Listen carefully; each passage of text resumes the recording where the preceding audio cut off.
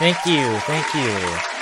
Hey guys, Sly here, and welcome back to another episode of the Caspian Game Awards. So, I know I haven't streamed for the past couple days. It was because, well, I was praying for this particular list. Because, well, this took a lot more research than I thought.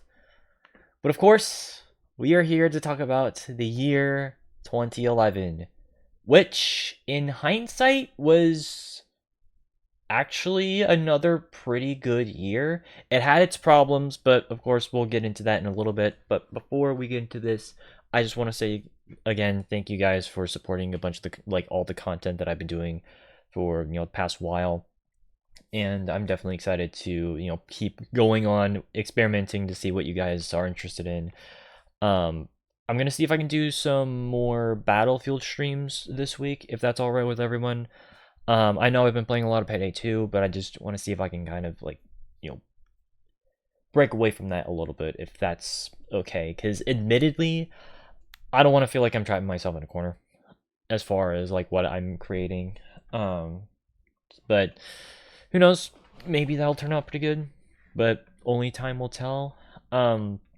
Regardless, please hit that follow button down below and turn the bell icon. It genuinely does help me out in the long run, and I thank you guys for help me out in that regard. But of course, let's get into the episode. So obviously we've talked about most of the 2010s by this point. We only got 2 years left before we get into the 2000s, which is going to be pretty crazy once we get to that decade.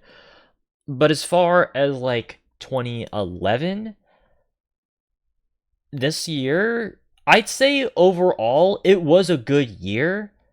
It just had some problems. It is definitely one of the better years of this decade. Like, don't get it twisted. Like, as far as like, because I've obviously talked to you guys all about just all of just the constant bullshit that was kind of going on in certain years, like in 2012, 2015, 2018. But as far as like, a lot of the games that came out, again, this was a good year, but I don't feel like most of the games, keyword most, of the games that we're going to talk about, I don't know if I would say that like a lot of them were like top tier games of all time. Like, you know what I mean? This game, like this year was definitely carried by like 3 or 4 phenomenal bangers from this year. And we'll get to those games once we get to them. You will recognize exactly what games I'm going to be talking about that came out in 2011. But as far as like, everything else, it was mostly just kind of serviceable sequels that came out this year rather than like, mega hits. Like, you know what I mean? Like, again, not a bad year, but definitely not a year that I would say was like, the most amazing year. Like, we're not talking about like a 2013 or a 2016 in this particular case. It's going to be more like a 2019. Like, you know what I mean? Like, a good enough year that had some solid hits, but ultimately was dragged down by not only games that admittedly weren't necessarily like big major follow-ups, but also a lot of really, really bad movie license games that came out this year in particular. Not to mention that this in particular was the year that brought us Duke Nukem Forever and Call of War has the Cartel. So, well, yeah, pretty bad stuff right there. But I would still say that overall it was a good year, but like still I wouldn't say this was like amazing. That being said, of course, you're going to be seeing a lot of games that we've done playthroughs on coming up on here. So if that piques your interest, I would recommend you guys check out those particular streams after this video. But in any event, let's get into the actual thing. I'm not gonna reassess pretty much the entire series. Go watch our previous episodes if you kind of want to know more context. Basically, I reassess the game awards of each year, which, by the way, keep in mind, we're in the Spike Game Awards at this point, so the further we go away from the modern day, the more cringe it's going to happen. That's just unfortunately expected. And 2011's not particularly the greatest.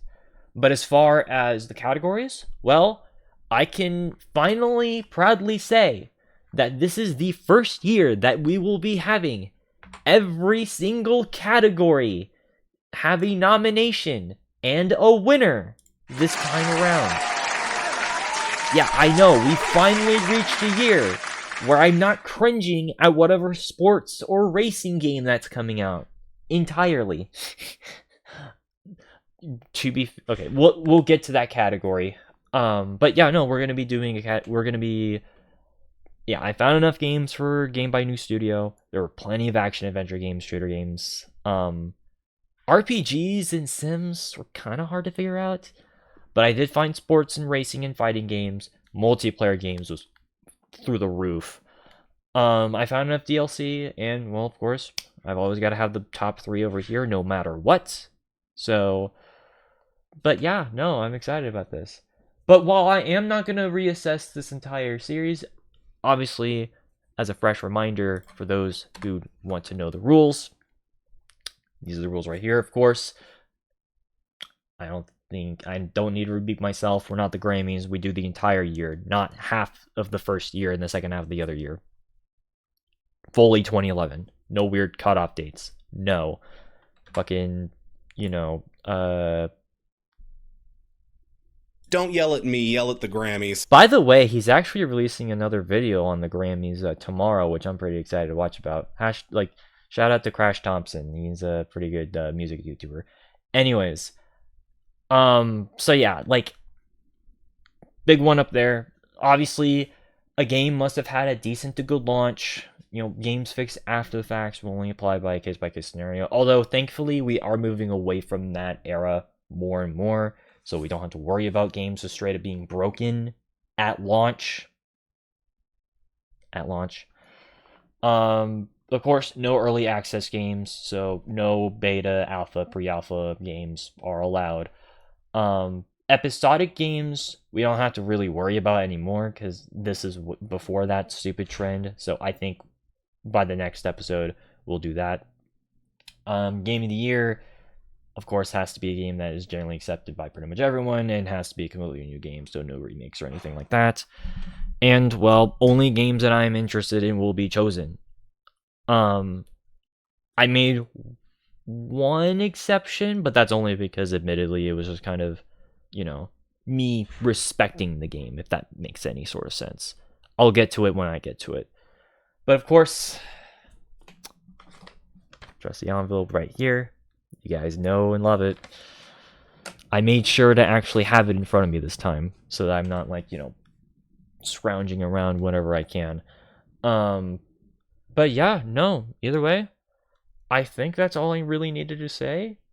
So let's begin this. Also, I apologize for any background noise. I think my cousins, I think, just got home, but don't worry, I texted them, don't worry. But anyways, let's begin with our first category, best game by a new studio.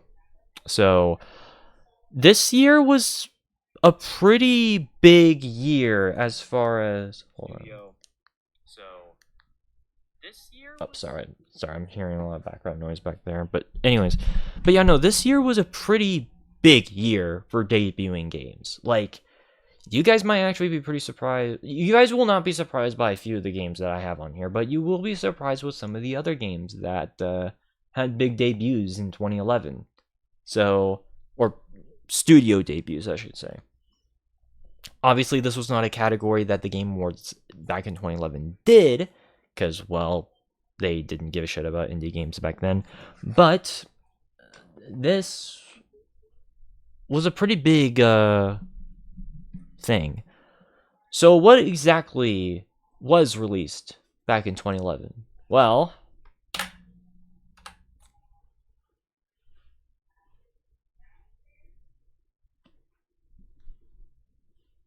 I mean, it speaks for itself, right?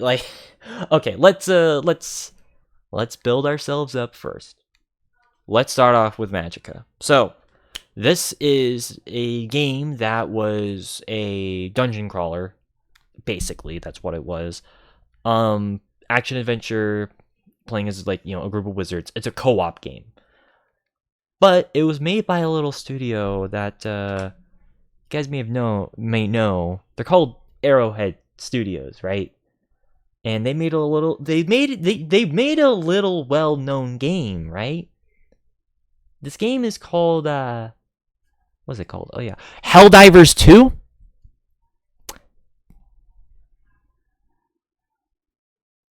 Need I say more? Need I say more? That game blew up a lot this year, and well, Magicka was the first game that they made and was the first game that got them attention. And rightfully so. I think this game is pretty fun in its own right. It's a little cool cooperative game that I wish I was able to play with you guys. It's just the thing is that I don't really have any other friends who know about this game, which is a damn shame because this game is a lot of fun.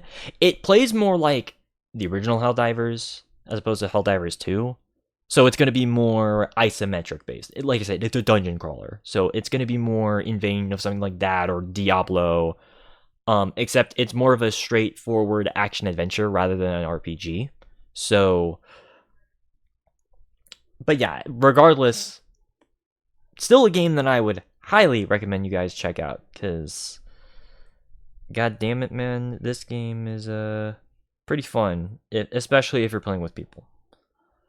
Another game that is also pretty damn fun in its own right, and well, pretty topical because I literally just brought up its sequel, Payday the Heist.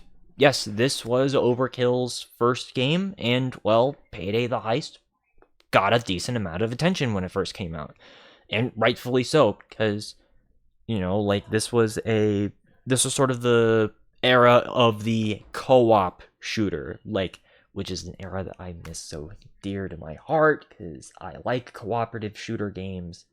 Thankfully, it's been on the resurgence, thankfully, in recent years. But yeah, this was kind of in that wave of Call of Duty Black Ops and Black Ops 2, or Halo ODST and Reach, Gears of War 2 and 3, stuff like that. This was their contribution to that era. Yeah, Left 4 Dead 1 and 2 a few years prior. That sort of just general era of co-op shooters. And yeah, no, this game is pretty fun. Granted, it definitely feels a bit clunky if you go to this game as someone who plays the sequel first. But I can assure you that it is still a lot of fun in its own right. And you will recognize pretty much every single level because they brought every single heist from this game over to Payday 2. So I guess really the only reason as to why you would want to play the original game, nowadays at least, is if you want a more traditional feel. Which, as someone who does like Left 4 Dead 1, along with Left 4 Dead 2, I can at least understand that.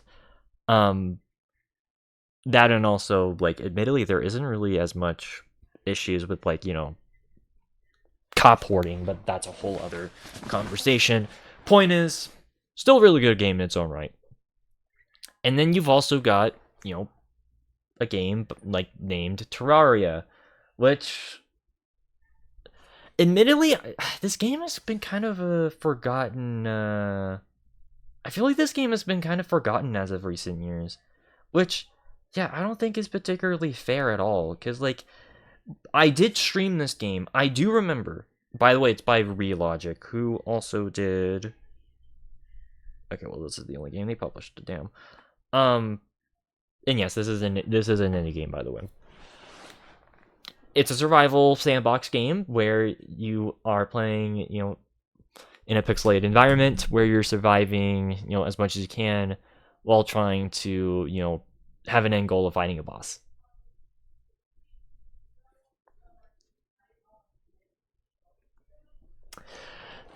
As far as yeah, I cannot say that with a straight face, because, well... Terraria. I will admit, I do at least understand the appeal. I did stream this game, I think, twice. And while, yes, I do respect the game, I wouldn't necessarily say that, like, it's entirely my cup of tea. Because this is easily one of those games where it's like, if you don't know, like, any of the crafting recipes, you're gonna have a bad time trying to play this game. Like, it is the definition of a wiki game, which admittedly is something that, at least in recent years, I've been starting to get kind of turned off on. I mean, I remember I played a lot, and I mean a lot, of fucking Wizard 101, Empire 101. Unfortunately, those are also wiki games. As much as I like those, there's a reason why I haven't streamed those games for you guys in recent years. It's because, well, first of all, those are MMOs, but also because they're wiki games. You have to look up every goddamn thing that you're going to do in each area. Terraria is the same way.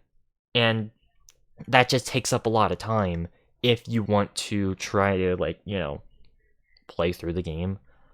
Again, not a bad game per se. There's a reason why I even have it as best game by new studio, but it's definitely a game that, like, I would caution people about if you guys want to get into it.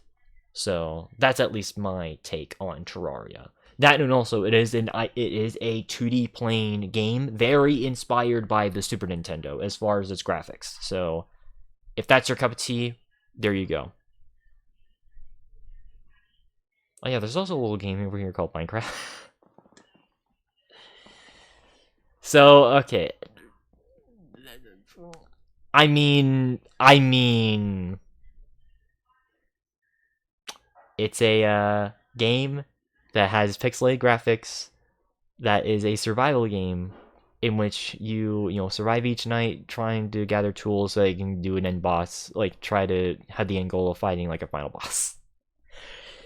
Yes, back in the days of like 2011, 2012, there was beef between Minecraft and Terraria. I was kind of there to see it. Keep in mind, I was like a child around this time. Like, I was a completely different person whenever this was. But I do remember at least somewhat hearing about this. Again, keep in mind, this was around the time whenever I started to finally care about gaming news. And I remember at least somewhat hearing about Terraria and somewhat hearing about Minecraft. But you get the point, is that, like, back in the day, and there's still people to this day who still swear that Terraria is the better game than Minecraft. Are you sure about that? Are you sure about that? I'm just saying, like, Terraria's not a bad game, but it's like, I mean, it's Minecraft. Do I need to say anything about that? Okay, actually, you know what? Let's just get the new studio thing out of the way, because I think it's pretty obvious what's going to win in this category. Well, I think it should be obvious, but, well, let's just do it anyways, because I like, at least kind of doing thing. So, the best game by a new studio from 2011, the award goes to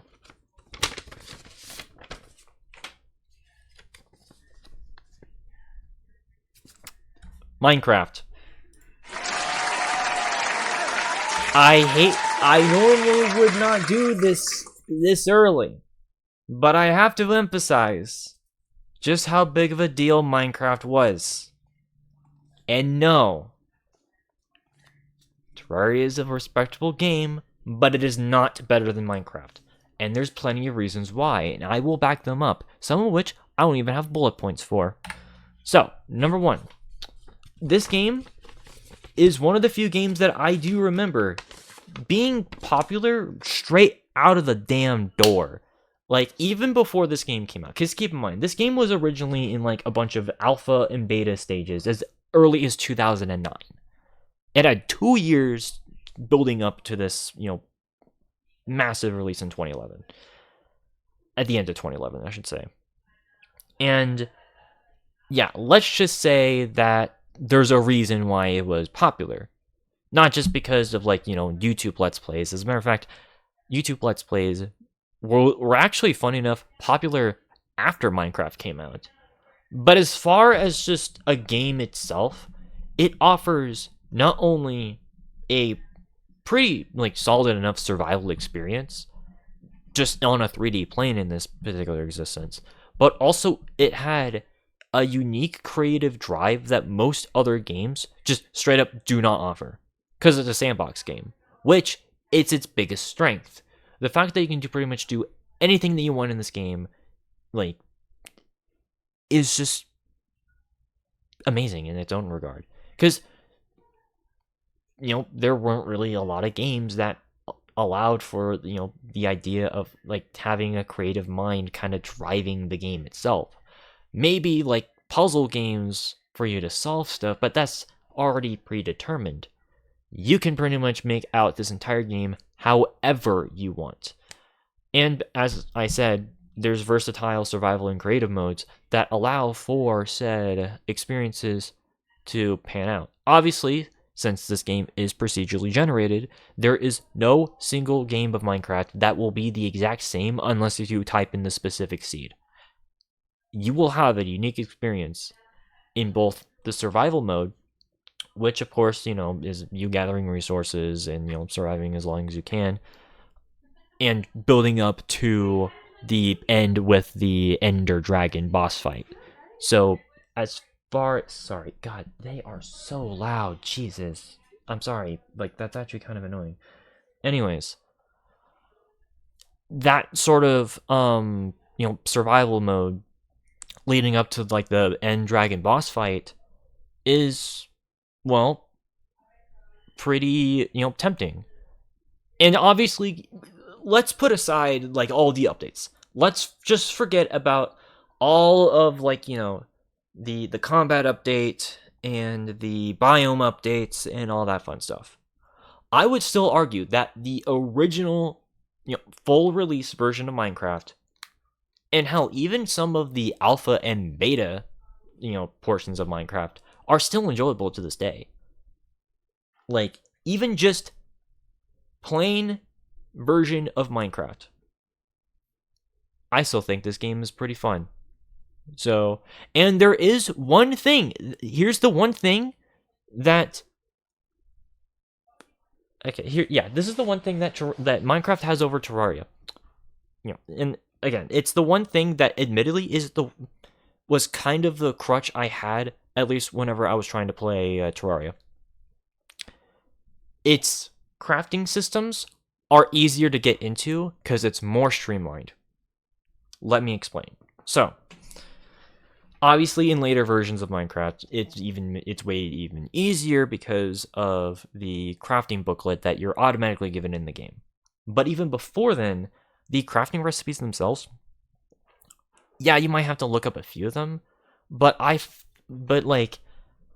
found it to be I found there to be way less instances where I've needed to, look up, simple recipes for stuff in Minecraft. Back in the day, whenever I was like a kid and a teenager when like a teenager whenever this game was around, compared to when the with Terraria, where it's like there's hundreds of different recipes, and there's certain items where you have to get specific, like, versions of a certain item, otherwise you won't be able to craft it. With Minecraft, they fix a lot of those issues by having it to where you don't need specific, like the exact specific version of, like, an item, like, like a specific type of, like, wood block in order for you to build, like, stairs or, sticks or your tools and stuff like that. It's not tedious. So, whereas with Terraria it is. The tedium is what makes Minecraft way better in comparison to Terraria. Well, the lack of tedium in that respect. But I rest my case. I still think that Minecraft, in its own right, it's the one that has aged the best, especially since, it's way more well-known, and for a good reason. So, but yeah, there you go. Alright. Next up. Actually, before I continue on with this, I'm actually going to do a little bit of something, because I just remembered another point that I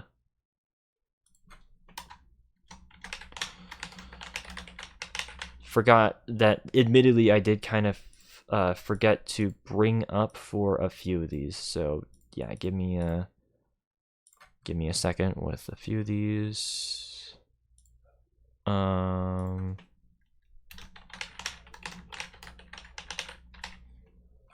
Because yeah, I want to make sure that like this specific point is gonna get brought up, because, well, I did it before with other games, so I'm gonna do it for the rest of the thing. All right. Yeah, that should be done. Yeah, that should be done editing. So, all right, there we go.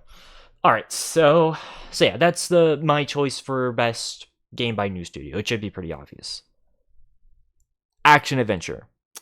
This was a category at the 2011 Game Awards, because they do this category every time.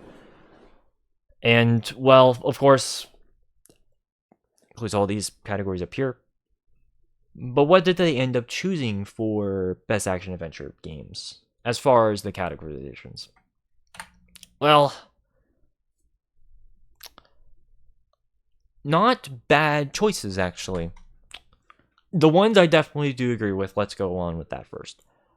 Legend of Zelda Skyward Sword. Now, this is a game that was admittedly kind of iffy when it came out. Keep in mind, this is 5 years after Twilight Princess, which that game was also kind of received by the Zelda fanbase because of its more serious tone and it being the first rated T for teen Zelda game. This game was the follow-up to that, or at least the mainline follow-up to that. It toned down some of that stuff and tried to make it more in line with a Ocarina of Time sort of thing, or at least more in vain of something like that. I do respect this game, though. Like, granted, you can argue which one's better, Twilight Princess or Skyward Sword. This is kind of one of the more forgotten games, I feel like, in the Zelda, universe. And it also doesn't help that, again, not only did this came out after Twilight Princess, but this also came out before Breath of the Wild. So, like, yeah, it's kind of not really middle child syndrome because this came out later in the Zelda franchise. But it's still a game that, like, I do think still has its place.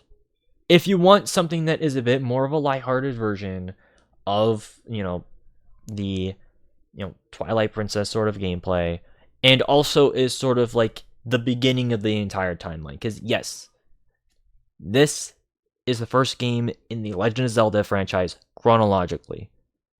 If you want an origin story game, there you go right there. And, it helps that, like, it has a lot of this typical Zelda stuff, specifically 3D Zelda stuff, so there's tons of, giant bosses and, puzzles and challenges and all that fun stuff. It's still a respectable game. You can argue if it's, like, the better of the two games, but I would still argue that, like, it's still a good game overall. And then the other game that I actually will defend on this, because I've heard motherfuckers say that this is the worst game in this franchise, Assassin's Creed Revelations. Homie. Hey, come here.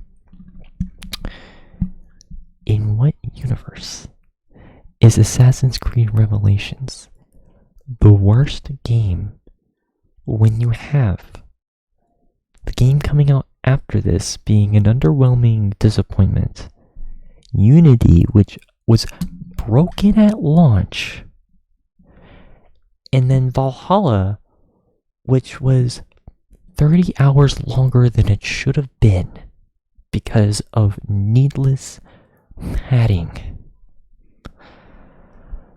And also, I'm a bit biased with this game, admittedly, because admittedly, I did play this game like 5 years ago, but it was during my time whenever I was in Florida. So let's just say that like AC Revelations was the one game that I was playing on my spare time during that whole debacle.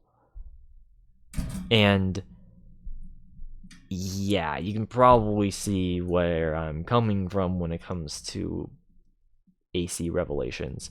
It's a game that means a lot to me personally because it kind of helped me kind of go through that era of just my life. Obviously, I do have streams from that era. Like, I still have some of those streams saved on, like, in the back burner.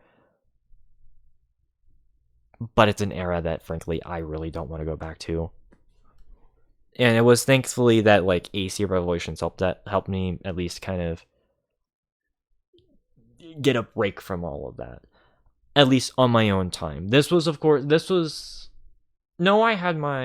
wasn't able to stream any of my console games at the time, but whatever. You get the point. And also, I will defend this game even just besides that sort of, personal bias. I think this game has an amazing setting. Having it set in Istanbul, perfect decision, especially for, this era, because, this game takes place during the rise of the Ottoman Empire. This is several generations removed from the fall of Constantinople, and so naturally, it would make a lot of sense for them to pretty much take advantage of that setting in a, obviously this is still technically around the era of the Renaissance, and so just having a game still set around that time period, and also being Ezio's, swan song, really, and a little bit of Altair's as well, was pretty awesome. So yeah, no, I don't agree with people who say that this game is like the worst Assassin's Creed game. What the hell are you smoking? This game is still really good in its own right. Like, again, I'm a little bit biased because of its setting, but like, again, being like the last game in the Ezio trilogy, it, gave him a pretty, admittedly sad, but at least satisfying conclusion to a game that was pretty, to a game series that honestly could have ended here. Either that or ended with 3. But of course, as we know, Ubisoft wanted this to be a yearly franchise, and thus, well, they continued on, but I digress. Point is, this game is still really damn good. It has the same general gameplay as Brotherhood, with some added new mechanics. Very small, but yeah. And yeah, no, this game's just fun. Like, so yeah, no, anyone who hates on this game, no, this game is not good. This game is not bad. It's good. But then we get into the games that admittedly I'm kind of iffy about, personally anyways. Let's start with Uncharted 3. Now, there's actually 2 reasons why I don't think that this should be nominated. Number 1, the story. I streamed this game twice for you guys. And while I do think that this game is still a good game overall, is the best game to nominate for the category as far as, like, a general, saying this is one of the best games? I mean, okay, gameplay-wise, this game is pretty fun. I will give it that. But that damn story, man, like, it's so confusing. And I will never leave the fact that he did not grab that water. I will never let that go. Drink the damn fucking water, like, Drake. I swear to God. I'm sorry. I that's a small thing, but it's so dumb. It's so fucking dumb. Like, dude, you've been out in the desert for 3 goddamn days. How are you not dead? Drink that fucking water. I'm sorry. God. That's so dumb. Okay. So yeah, that's reason number one. Reason number two, is this really the best category for this anyways? I mean, it's a shooter game. Probably better fits in the shooter category. Yeah. I will say I do love the setting. Because again, I like Assassin's Creed Revelations for its setting and its general gameplay loops. I do really like the mystique of like the city of Ubar, the city brass, and it being more like old school Middle Eastern folklore. Like that I do think is really cool when it comes to this game at least. And yeah, no, like I will even admit, like like the chemistry, like the sort of the bond that Drake and Sullivan have in this game, I think it works, especially since like that's kind of a motif that I noticed about all the Uncharted games is it's just sort of the relationships that each game kind of focuses on. Like the first game focused on Nathan's relationship with Elena. In Uncharted 2, it focused on a relationship with Chloe. In this game, it's with Sullivan, and in 4, it's obviously his brother. So the kind of like take the time for Nate to have that sort of bonding with Sullivan in this game was pretty enjoyable to watch. And again, gameplay wise, I have no problems with this game at all. Like this game, it is as solid as ever. Though I will admit, I do remember the first time I was playing this, it was iffy. Like not Uncharted 1 iffy, but still, I don't know. There was some instances where I called bullshit, but it is what it is. At the end of the day, not a bad game, but it's like, is this the best category for it? So yeah, there's that. And then, well, we've got Batman Arkham City. Now, this is going to piss some people off. But if you guys have seen some of my other episodes, well, you guys know exactly what I'm about to say. I don't really care for superhero games, and that even includes Batman Arkham City. I know, none of you have the guts to kill me, so at the end of the day, you guys can't fucking do that shit. But I'm sorry,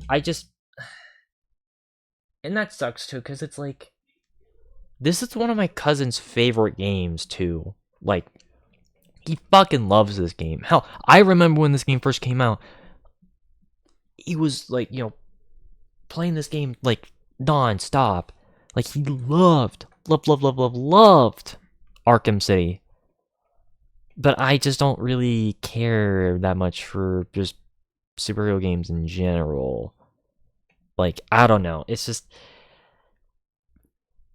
again, you're talking to someone who doesn't really care about superheroes just most of the time, with the exception, of course, being the original Teen Titans series that came out on Cartoon Network in the mid-2000s.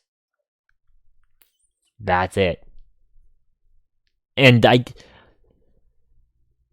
I guess the Batman and the Dark Knight movies, or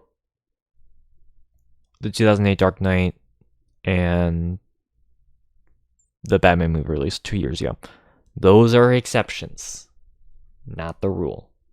And I guess maybe Captain America Winter Soldier, but that's Marvel, but you get the point. I just don't really care for superheroes.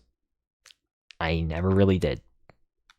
And I just don't particularly, and because of that, I don't particularly care about the Arkham games. I know people fucking swear. They swear by the Arkham games, but I cannot relate. So, that's at least, sort of, my thing. And, well, it won, which, yes, that does mean that technically this is a case of Hoodie-itis in this particular stream. So, yeah, Hoodie-itis. Granted, not the worst example of Hoodie-itis, but Hoodie-itis nonetheless. So what would I choose instead? Well, let me show you. I'm keeping Skyward Sword and I'm keeping Assassin's Creed Revelations. But where the fuck was Portal 2? Where the fuck was Portal 2? Where was Portal 2? That game was like one of the most popular games that year, right? Like, that was... Yeah, this game, Portal 2, was not nominated for Best Action Adventure Game at the original Game Awards. You may not agree with me about Arkham or like Arkham City, but you can't disagree with this. So yeah, no, massive L on the Game Awards for not having Portal 2. That is an obvious no-brainer choice. What the hell? This was a game that got snubbed for this category. I have no idea why they didn't do that at all. Because, spoiler alert, if you even want to make a case for it being Best Shooter, it wasn't even nominated for Best Shooter Game either. Even though I don't consider it a shooter game, like, at all. Like, it's a puzzle adventure, it's a puzzle platform adventure game. But, like, what the hell? What the hell? So, yeah, no, massive snub. We're not snubbing this game, though. And, well, speaking of platformers, the other games on this are platformers. Little Big Planet 2, Rayman Origins, and Trine 2. We'll start with Trine 2 since we played this game. So, I played these first two Trine games recently. And, admittedly, they're actually kind of cool games. Like, they're not the most well-known games out there. Again, they're more, platformers. I wouldn't say that they particularly, like, reinvented the wheel, because there's been platformers that existed, before these games came out. But these are games that I still highly recommend if you want a bit more of a lighthearted fantasy story, kind of similar to Magica. I will admit, I do think Trine 1 is the better of the two, but Trine 2, I would still say, is a good game in its own right. Excuse me. It does have its problems. As I said, I do think that it is a weaker title, which admittedly kind of gets into my problem a little bit about... Oh, Zelda as well, as I mentioned a little bit. These games admittedly kind of go into what I was talking about with my problems with this year, being a lot of sequels that are serviceable, but, like, I wouldn't say are, like, the best in their franchises, if that makes sense. So, but anyways, as far as Trine 2 is concerned, yeah, no, this game is fun. And still beautiful to this day. Oh my god. Like, again, this is a game from 2011, and the first game came out in 2009. They're both really beautiful games. Like, their art direction, great. Okay, I don't know if I call it art direction. Well, visual graphical fidelity is beautiful with both of these games, even to this day. And they can be enjoyed by most general audiences, I would say. Like, they're pretty good if you want to get, like, a younger, player into video games. Trine, the first two Trine games at least. I've not played 3, 4, or 5. I would recommend. So, yeah.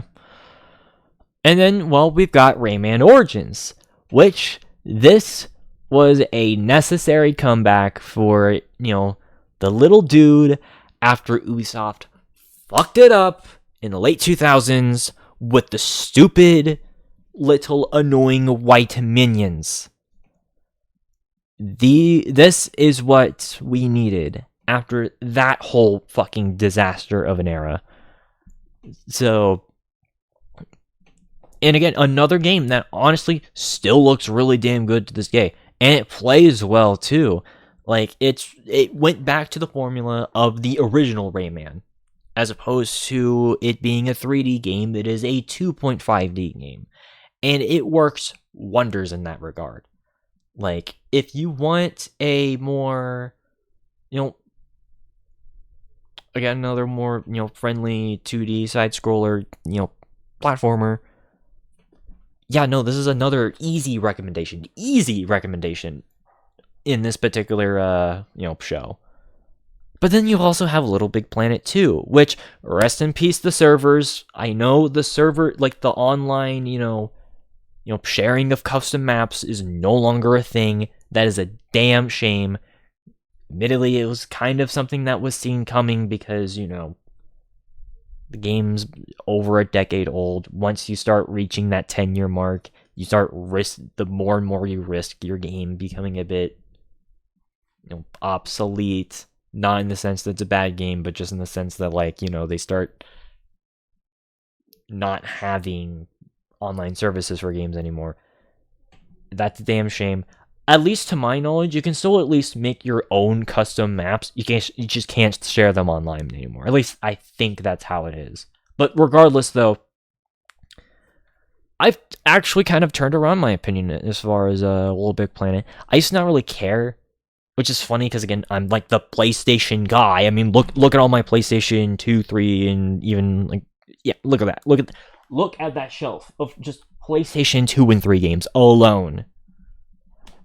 So, I do have a Little Bit Planet 2 on the shelf, though, by the way. But you get the point. Is like, originally, I just didn't really care. But, with the advent of what happened a few years ago, where they were originally going to shut down the PlayStation 3 store, and that kind of made me start at least starting to gather, more PS3 games at least. And I decided, yeah, fuck it.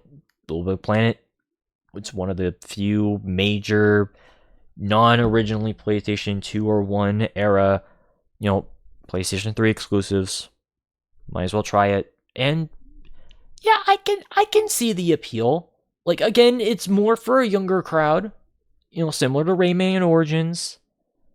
But this is another example of a game that I would recommend to your kids. Like, it is definitely a game that, allows for not just, fun, excellent platforming, but also with that build mode can, add you can make tons of creative stuff with it. Granted, I don't necessarily know if you have to actually be online to do that. I doubt it. Like, I'll need to double check though. So that's something that I might have to add in my addendum, but just rest assured, even if that's no longer an option, you can still at least have, what's already offered with this and still have a good time. So I would imagine that, like, for kids, this would be a good option for them. So, but yeah, let's give out the winner. So, a lot of choices, but again, there can only be one winner.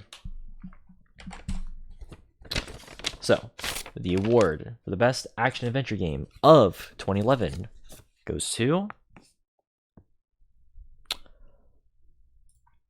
Portal 2.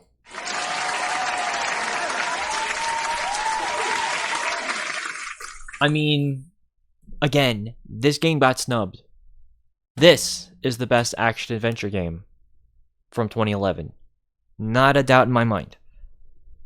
Not only is it an improved version, an improved sequel, because admittedly, you can tell, like, even though I really do like Portal 1, you can at least still tell that, like, they were just using a lot of assets from Half-Life 2 to just kind of make that.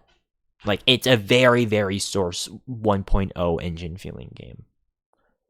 But with this game, they completely just kind of changed that entire clunkiness of both the aesthetics and the controls and just go with it as far as, like, making it much smoother and much more accessible. It also has a lot of fun puzzle solving in this, like, which I will admit there was only one puzzle I had to look it up because I was an idiot. But as far as like, actually getting through the game, yeah, no, it's actually pretty fun. And again, it even just continues a lot of that sort of mystery that, a bit of that world building that was established with this. Because, there's a bit of intrigue and stuff like that that is sort of in the background, but you can kind of take your time to look into. And this is the most important thing. And, well, you may agree or disagree with this, but I do consider this to be Valve's best game ever made. Yeah, one of the last games that they would ever make. At least, without outsourcing. This was, the best thing that they worked on. And this is honestly part of the reason why I give Valve a lot of shit for, like, being a game company that just doesn't make games. It's because the last game that they made was really damn good. Like, what the hell? Like, yeah, this game came out fucking 13 years ago. And they just still have not released, like, enough new games. Like, you know what I mean? I mean, yeah, they had CSGO, kind of. But, I mean, it wasn't really that different from the previous Counter-Strike games other than the weapon selection. Not really. They had, obviously have like Alex, we gave a lot of credit to. In that game, while yes, is respectable, that came out 9 years after this. And, well, they haven't made another game since. And don't pretend to me that, like, Artifact is a game. It is not a game. It is a card system. So, yeah, no, like, this game, I had a lot of fun streaming it for you guys. And I will even say this. If you guys want me to stream this again, I am more than willing to. Like, yeah, usually I'm not the I have the original VOD. Also, thank you, Yuki, for following me. Welcome to the Sly Army. I definitely do appreciate that.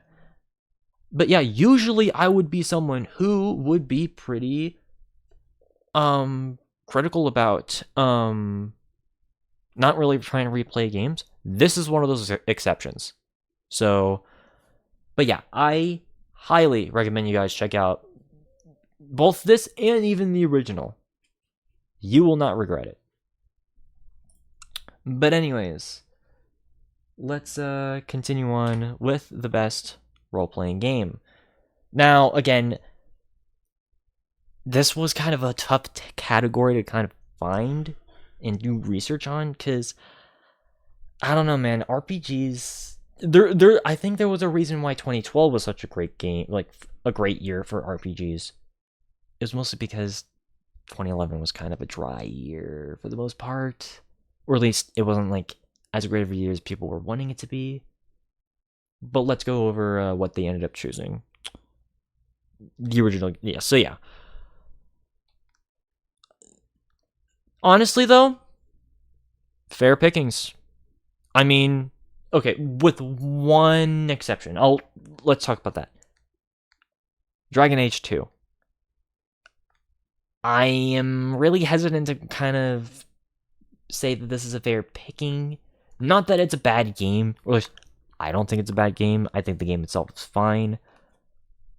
But, like, it is an inferior sequel. Again, that's just a common theme with 2011. It's just so many sequels that came out that just did not live up to, the previous outing. And in this case, it was following up Dragon Age Origins, which, was a widely, revered game by BioWare. And to have it be the follow-up where you're mostly in a city, doing what feels more like chores. Yeah, that was a bit of a disappointing thing for a lot of people. And admittedly, this is kind of...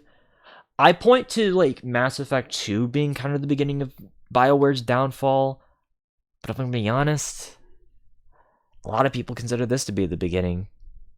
Because there are people who say that this is one of the worst games from 2011. I don't agree with that statement, but I can at least understand the disappointment that people had. Because of just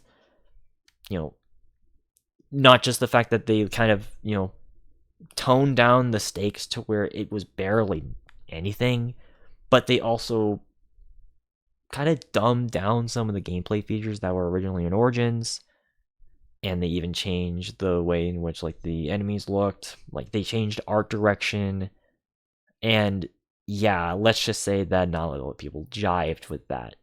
Again, I don't hate Dragon Age 2. I'm not one of those people who says that this game is a terrible fucking game, because it's not. It's just, I guess it was just a bit more comfortable being a bit more on the low key as far as its story and its gameplay. So yeah, unfortunate, but just because of that, I just can't, at least in good conscience, in good faith, recommend this entirely. All the other ones, I think, are fair pickings. I mean, Deus Ex Human Revolution being a long-awaited sequel to a game that originally came out back in 2000, with a terrible sequel releasing in 2003. 7 years later, Human Revolution comes out, and, well, I mean, I kind of feel bad for this game. It got a lot of praise when it came out, don't get me wrong, like, but I do feel like it is kind of an example of like it's living under the shadow of like the original game's initial praise, and I don't think that's fair. Like, and also I think this game was kind of forgotten because of how poorly received Mankind Divided, this game's sequel, was, and that's not fair, because I think that as a game, it is a much better playing game than the original Deus Ex game, and I will stand by that. Any motherfuckers who say, "Oh, you're just suck at the game," you're an asshole. Fuck off. It's because the gameplay. It's because having your shooting being based off of numbers than actually your accuracy is fucking stupid. So acknowledge actual good and bad game design and stop being like, a pedantic asshole. Anyways, Deus Ex Human Revolution, I do think, is a genuinely really good game in both a story and like narrative-wise, as well as a general gameplay-wise. It is way more accessible, as a game. And yeah, no, just kind of being actually a prequel to the original game, it works out, and it doesn't really do any sort of retconning, like, because this game takes place in 2027. 3 years from now. And as far as, like, at least them trying to predict the idea of augmentation and how that would affect how people perceive, the idea of automation and, cybernetic abilities, yeah, it's kind of tackled in a way that, works in the story's benefit. So, yeah, no. So, yeah, you get my point. I don't want to spend too much time talking about Deus Ex because we've got a bunch of other categories. Point is, yeah, no, Human Revolution, good game. And, well, we got the next two games. Oh boy, okay. They could not be two different games while also having very similar fan bases at the same time. Dark Souls. Dark Souls, Dark Souls, Dark Souls, Dark Souls, Dark Souls. Everyone talks about Dark Souls as if it's the greatest video game of all time, no flaws, 10 out of 10. It's the best game that ever existed, and if you don't like it, then you're just terrible at the game. You suck. Get good, bro. Okay, let's calm it down a little bit and just acknowledge it is a good game. I'm not denying that. As far as what this game did, this was the game that made Soulsborne games. It put those on the map. Obviously, there was the 2009 Demon Souls that came out a few years prior, but that game didn't really sell as well. This was their first commercially successful of that genre. And yeah, it's because, well, they got rid of all the jankiness that was in Demon Souls and basically just perfected the formula here. So, that being said, though, I am still... This is gonna piss people off. Not that I didn't already piss people off already in the stream, but you're talking to someone who does prefer, an easy journey experience for the narrative and just stress relief design rather than doing a game for its overt challenge. This game can kick your ass. And it will kick your ass. And because of that, I don't want to say that, like, this is the best game of all time. It is a good game, don't get me wrong. Like, as far as its looting mechanics, as far as its, the way in which it challenges people to try to actually, like, improve yourself over time, I can at least respect that. There's also people who just straight up just not in a stubborn way, but like literally just cannot, do that. And because of that, it makes the game way less accessible. And yeah, because of that, obviously accessibility is not like, the all, set, sort of, thing. Because at the end of the day, it's like, what matters is if it's actually like a good gameplay.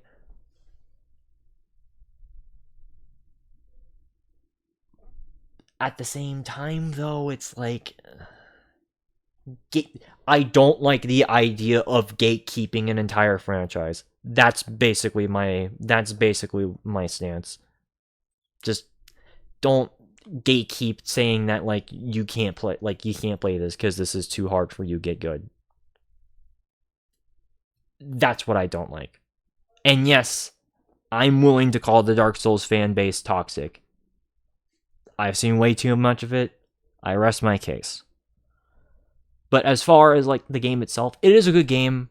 Just don't treat it as it's the best game of all time, because it's not. There's better RPGs that came up before and since. Which, well, speaking of, Skyrim. This was the year that Todd Howard, told us that we can go to mountains. And, fucking, yeah. Okay, that was a really dumb joke. I was not intentioning. Yeah. That was a really, really dumb joke. But, okay, Skyrim. Another game that blew up in 2011. For good reason, too. Because, well, this game, at least when it first came out. Because keep in mind, back in 2011, we can meme all we want about this game having, a million different re-releases, and the fact that Bethesda became a studio that doesn't make games because they just re-released this. We can make the jokes all we want.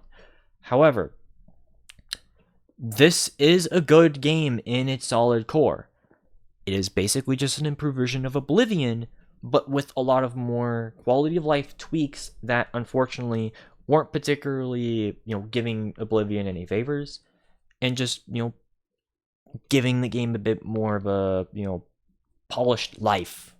Because even though Oblivion, I do think is a good game, it has some jank to it. Like, yeah.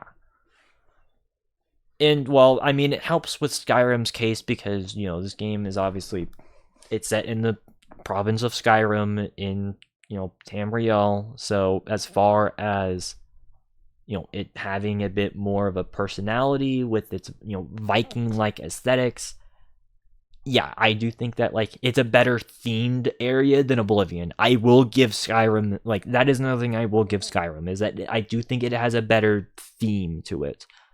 But yeah, no, like, Skyrim, I would, like, again, we can meme on it all we want, but you can't deny the cultural impact of this game, and also just how well this game plays.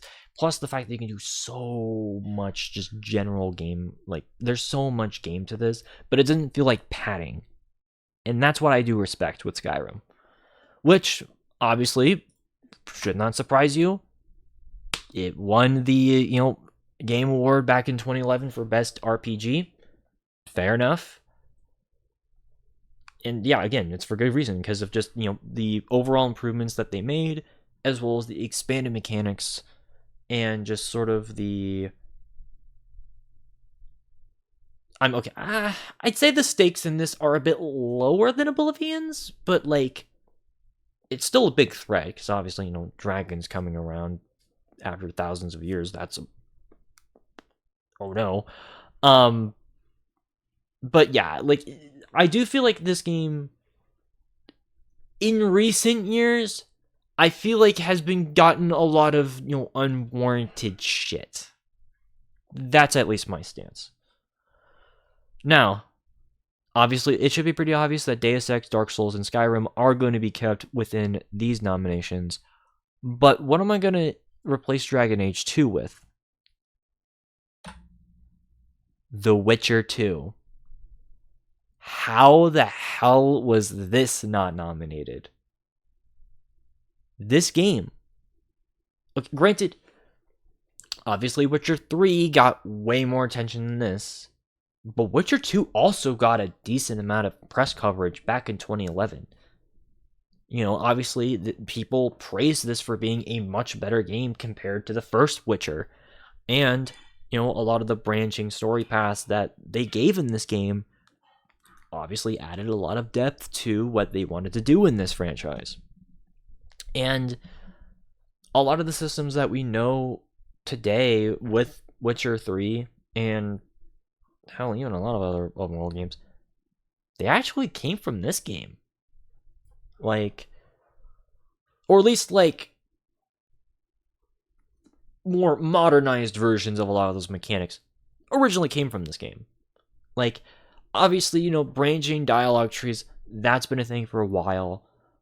But like, as far as like being, a true to form third-person open world RPG, this game is solid in its own right.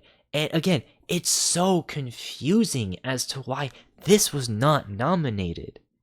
Like, I know CD Projekt Red wasn't like the most well-known studio quite yet, but this was still a pretty big game for them. So, yeah, I don't know. I don't think I'll ever know. But what I do know is that there is a winner. So, let's get over the winner.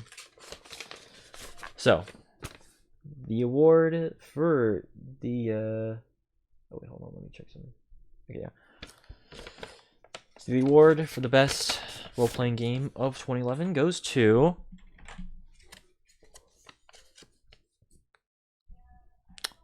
The Elder Scrolls V Skyrim. This is a good game, people. Again, I remember I actually had friends who just straight up said that this game was a bad game. Stupid bastard. What? Okay, let me explain why. So, first of all, let's just keep it real here. This game obviously is the latest mainline game in the Elder Scrolls series. Obviously, Elder Scrolls 6 was announced. Unfortunately, it was announced back in 2018, so, who knows when that's going to come out. But, like, this, like, if you wanted to, like, make the case that this was the finale of the Elder Scrolls series, per se, honestly, that would be a fair choice, as this would have been the cultivation of nearly 20 years of, experience with this particular franchise. Just a lot of that improved, gameplay formula of open world, action RPGs is seen in this game. And again, just the vast open world that this game offers is so beautiful. Like, even with like the original versions and of course the special editions and all that fun stuff, this game like still has a lot of detail put into it. Like, this game took 5 years in between this and Oblivion to make. You can definitely tell that they took their damn time to craft this world in that amount of time. Like, and while yes, there were still like, glitches that were present. And again, this was definitely a game that had some weird jank to it. Thankfully, it wasn't a case of like it being absolutely broken. And thankfully it was not a New Vegas or Oblivion situation where people forget this, but Fallout New Vegas had a bit of a rocky launch. People forget that, but it did. Oblivion had that horse armor DLC that a lot of people gave them negative press for. This game didn't really have that. And that is as to why I do think that this game, at least in spirit, makes more sense to have as, best role-playing game. And of course, they expanded the magic combat. And here's the thing. We can meme all we want about, obviously, you had the console versions of Skyrim, and you had the PC version, but then you had Skyrim Special Edition, Skyrim on the Switch, Skyrim now with the, paid mods, which that's not the game's fault, that's Bethesda's fault. Bethesda's fucking stupid. Or the Skyrim Anniversary Edition. It's like, okay, Todd Howard, we get it. You like, having people wear the fucking, Skyrim helmet and then, sending them out in mountains fighting dragons. We get it. You like, doing that stuff. But, stop re-releasing the game in different editions. It's annoying. Stop it. And, well, I mean, of course, this is a bonus. This isn't actually anything that I would say is a major point. It's more of a bonus. Mod support. Need I say more? Just mod support. I rest my case. Let's get into the shooter category, which 2011 had a lot of shooter games. So much so that I don't think I could ever even cover in a stream like this. I was able to gather as much as I could, though keep in mind that some of the shooter games I ended up having to do, I ended up putting in another category, because that's just how many damn good shooter games there were from 2011. Just like 2007, 2011 was a really damn good year for, this particular genre. So, surely, the Game Awards had to have chosen the absolute best of this year, right?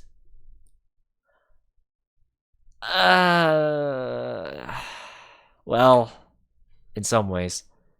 So, let's put this to rest. Gears of War 3? Yes. I think should be on here. I mean, a lot of people debate whether or not Gears of War 2 or Gears of War 3 is the better game. But you cannot deny that as far as that specific style of third-person shooter, this is a good, game. It is kind of sad, though, to see that, this wasn't the last, Gears of War game by Epic Games. That would be Gears of War Judgment, but, that's not a very well-received game. This was the last game that had a lot of made reception. And, yeah, obviously, this was the big culminating climax of this entire franchise. And, this game definitely deserves a lot of the praise that it got as far as its, gameplay and narrative description. So, as far as I'm concerned, perfectly valid choice. But then we got these two, Battlefield 3 and Modern Warfare 3. Again, by the way, keep in mind, this was the year of threes, if you have not caught the pattern. Uncharted 3, Gears of War 3, Battlefield 3, Modern Warfare 3. There's going to be even more 3s in a little bit, so buckle up. Okay, Battlefield 3. I remember in our original Battlefield tier list, I gave this game a lot of praise. I think I gave it an A tier. And I do still think that this game is pretty good for the most part in its own right. As far as the multiplayer, it's still a lot of fun. And I will have to give the game praise for kind of, fixing up a lot of the jank that, the Bad Company games had. This game, along with Battlefield 4, they feel way smoother to play, just as themselves. And I just cannot praise DICE enough as far as, getting a more modernized Battlefield game to feel that way. That's pretty awesome. And even the map selection, I do think, is pretty solid with Battlefield 3. But here's my hesitation. There's the compromises that they had to make for both the PC version and the console versions. So let's start off with the console versions. They, unfortunately, are smaller scale battles in comparison to the PC. On PC, you can play up to 64 players on a server. On console, it's only 32. That may not necessarily sound like it's a huge deal, but when you compare, how long matches go on, it starts to become a bit more noticeable. And yeah, unfortunately, that yes, that might lead to, a much, less worry about you getting shot over and over and over again. That does come at the cost of, how long a match lasts on console. Matches can last quite a bit longer on console than it does on PC. And that can be a bit annoying.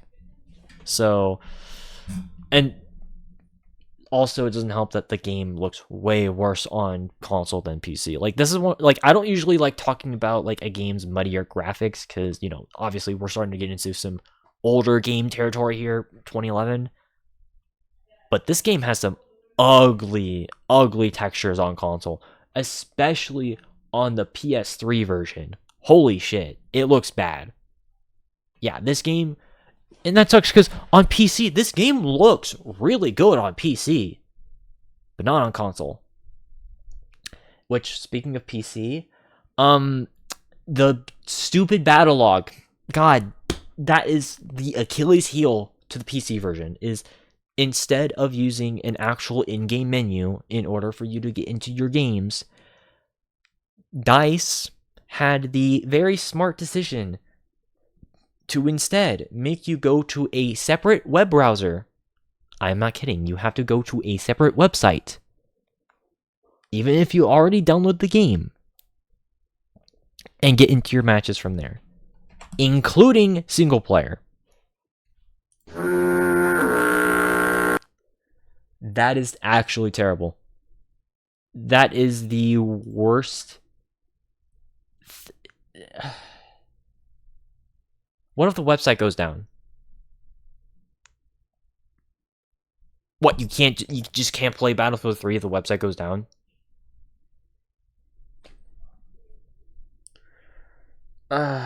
So yeah, that's my big issue as to why I feel weird talking about this game, at least in hindsight, because it's dude, why are you making PC players use a goddamn website? The fuck is wrong with you? What's actually wrong with you? Just give us a fucking regular ass main menu. You added that to Battlefield 4. Why can't we have that to Battlefield 3? Or shit, I'll even throw Hardline into that shit too. Why do these games not have a proper, main menu for people to use? Don't try to fix something that isn't broken with an inferior system. That's the lesson for tonight. And then we have Modern Warfare 3, which, okay, Modern Warfare 3, the original, from 2011. I actually do really like this game. I think that this game actually has a really damn good campaign. Underrated dare I say, campaign. And I'll even say this. I enjoy this game's multiplayer a lot. Hell, I actually prefer it over OG Modern Warfare 2's even more. God, I am making everyone hate me tonight. Jesus Christ. But you get the point. But I actually do like this game way more than the average person. But there's my problem. This game was hated so badly when it was released that I actually just straight up can't nominate this game. Because even though you will see on websites like Metacritic have the score be like, or at least the critic score be like 8.7, 8.8, 8.9. On that website, it's like a fucking 20, like it's like a 32 for users. So, What a shame. which that actually makes me sad. Because it's like, dude, this is the better game. And I will stand by that. And I will fight to my death until I die saying that Modern Warfare 3 is the better game. I will still stand by that. It does not have this stupid perk bullshit of like, one-man army that broke Modern Warfare 2. It does not have the broken as fuck commando perk. It does not have the danger close, the stopping power, the annoying goddamn UMP45s, the interventions, or any of that other bullshit. Like, it does not have as much broken shit. There is broken shit in this game, don't get me wrong. ACR is annoying in this game. But it is not as bad. So, yeah. And again, that's a damn shame that I can't in good faith nominate this. I want to nominate it. I really think that Modern Warfare 3 unfortunately just got a bad end of the bit. Like, just unfortunately had a bad end of a deal because of just when it came out. Because people were starting to get a bit annoyed with Call of Duty by this point. And yeah, no, I don't think that hate is ever warranted. But unfortunately, well, the people spoke, and well, that's why I'm very cynical about humanity and this planet. By the way, Modern Warfare 3 did win this year, so haters gonna hate. And usually, I would not like to agree with the Spike Game Awards on anything, but this is pretty based. Oh, by the way, the reason why I'm not acknowledging Rage is because that game's actually just straight up awful. Literally the worst choice on this entire list. Keep in mind, this was the game that came after Doom 3. Yes, because that's an id Software game. Yeah, Rage, id Software. It's their worst game. It is so boring. Don't play it. And don't play its sequel either. I feel like they only had it there because it was id Software. There's no other explanation I have. Let's get into games that are infinitely better than Rage. And unfortunately, I feel more comfortable with nominating the Modern Warfare 3. Yes, you didn't think I would forget. Dead Space 2. The sequel to the already really damn good Dead Space 1. Yeah, no, like, granted, this one, I feel like this is the most iffy category for it, but it didn't feel like an action-adventure game fully, but it didn't feel like a shooter game fully. But I'll concede and nominate it as a shooter game, because it deserves it. This game, some people swear that this is actually the better of the two games. And while I don't necessarily have a race in that sort of, I don't have a say in that race, I will admit that, like, as far as a good follow-up, this game was able to deliver in that regard. So, yeah, no, I can definitely see why people at least gave this game a lot of praise whenever it first came out, and still do. Like, people really want there to be a Dead Space sequel for sure. And yeah, I can definitely see it. Which, speaking of sequels, well, Space Marine is obviously getting a sequel, and I'm gonna nominate the original Space Marine here. Which, this one also is kind of, it blurs genres, because this one, well, yes, is primarily a third-person shooter. It also has hack and slash mechanics with, its melee combat systems. And yeah, I can at least, agree that, yeah, this game can be pretty fun. I wouldn't say this is like the best representation of a 40K game. But as far as like, a general introduction to like, the players, or at least, a few of the players, it does a good enough job in that regard. And thankfully it's not too long. It's a good enough length for, a game like this. And yeah, no, like, as far as just kind of, stuff in that regard, it's a game that I can easily at least, recommend to someone who really wants to get into 40K. So, yeah, go check out the stream I did of it 3.5 years ago. And now we've got the threes. So, I already explained Uncharted 3. This, again, gameplay-wise, is the reason why it's on here. So, and again, it's more of a shooter game anyways, as opposed to an action-adventure.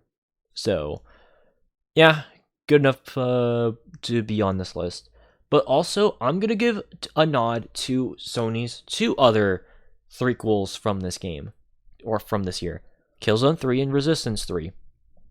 Killzone 3 obviously followed up on the 2009 game, like Killzone 2, which people had way better things to say compared to Killzone 1, because Killzone 1 was mixed at best. Killzone 2 was more well received. Killzone 3, obviously, there's a reason why it's on this list. Shit, some people say that this is the best of that entire, series of games. Again, while I don't necessarily have like a particular say in one way or the other, I can't deny, like, this at least being a good enough response to Halo, even though I still love Halo. Killzone 2 and 3 at least showed that, yeah, Sony was able to respond in that sort of way. And same thing with Resistance 3 as well, in that respect too. Now, this is the game I know for a fact people swear is the best, like, Resistance game. Especially since this game takes place in the aftermath of the previous two games. And, in an alternate, what was supposed to be a Cold War, world, turned into just straight up a post-apocalypse. And just kind of building up a bit of more of a hopeful, like, basically, yeah, just kind of more of a hopeful future for humanity in this alternate timeline. And it also helps that, Resistance is made by the same guys who made the original Spyro trilogy, as well as Ratchet and Clank, so yeah, suffice to say, yeah, there's definitely talent when it comes to, this series. And this one has a bit more of a, more narrative focus to it. But yeah, as far as, like, just, Sony's response to, the Halo franchise, both of those are well respectable in their own fields. So yeah, and yes, that does mean it's one Microsoft game versus 3 Sony games. Let's see who comes out on top. Again, 2011, really big year for shooter games. But of course, only one winner. So, the winner of the best shooter game of 2011 goes to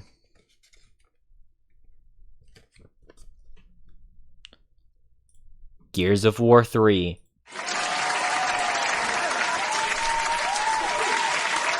In my mind, this is the best option. Yeah, I know. Someone who has all those Sony games and even owns fucking, Resistance right there. Killzone right there. Uncharted right there. But of course you're forgetting Gears of War 3 is right there as well. What can I say? This game deserves the praise. Because, well, as far as that original trilogy of Gears of War games, this was a good grand finale. Like, as far as, finalizing that storyline. Obviously, it raised the stakes. Just kind of making the player more on edge on what's going to happen to the rest of the team. And if they're going to actually even, find a way to, either tame or just straight up eliminate the swarm.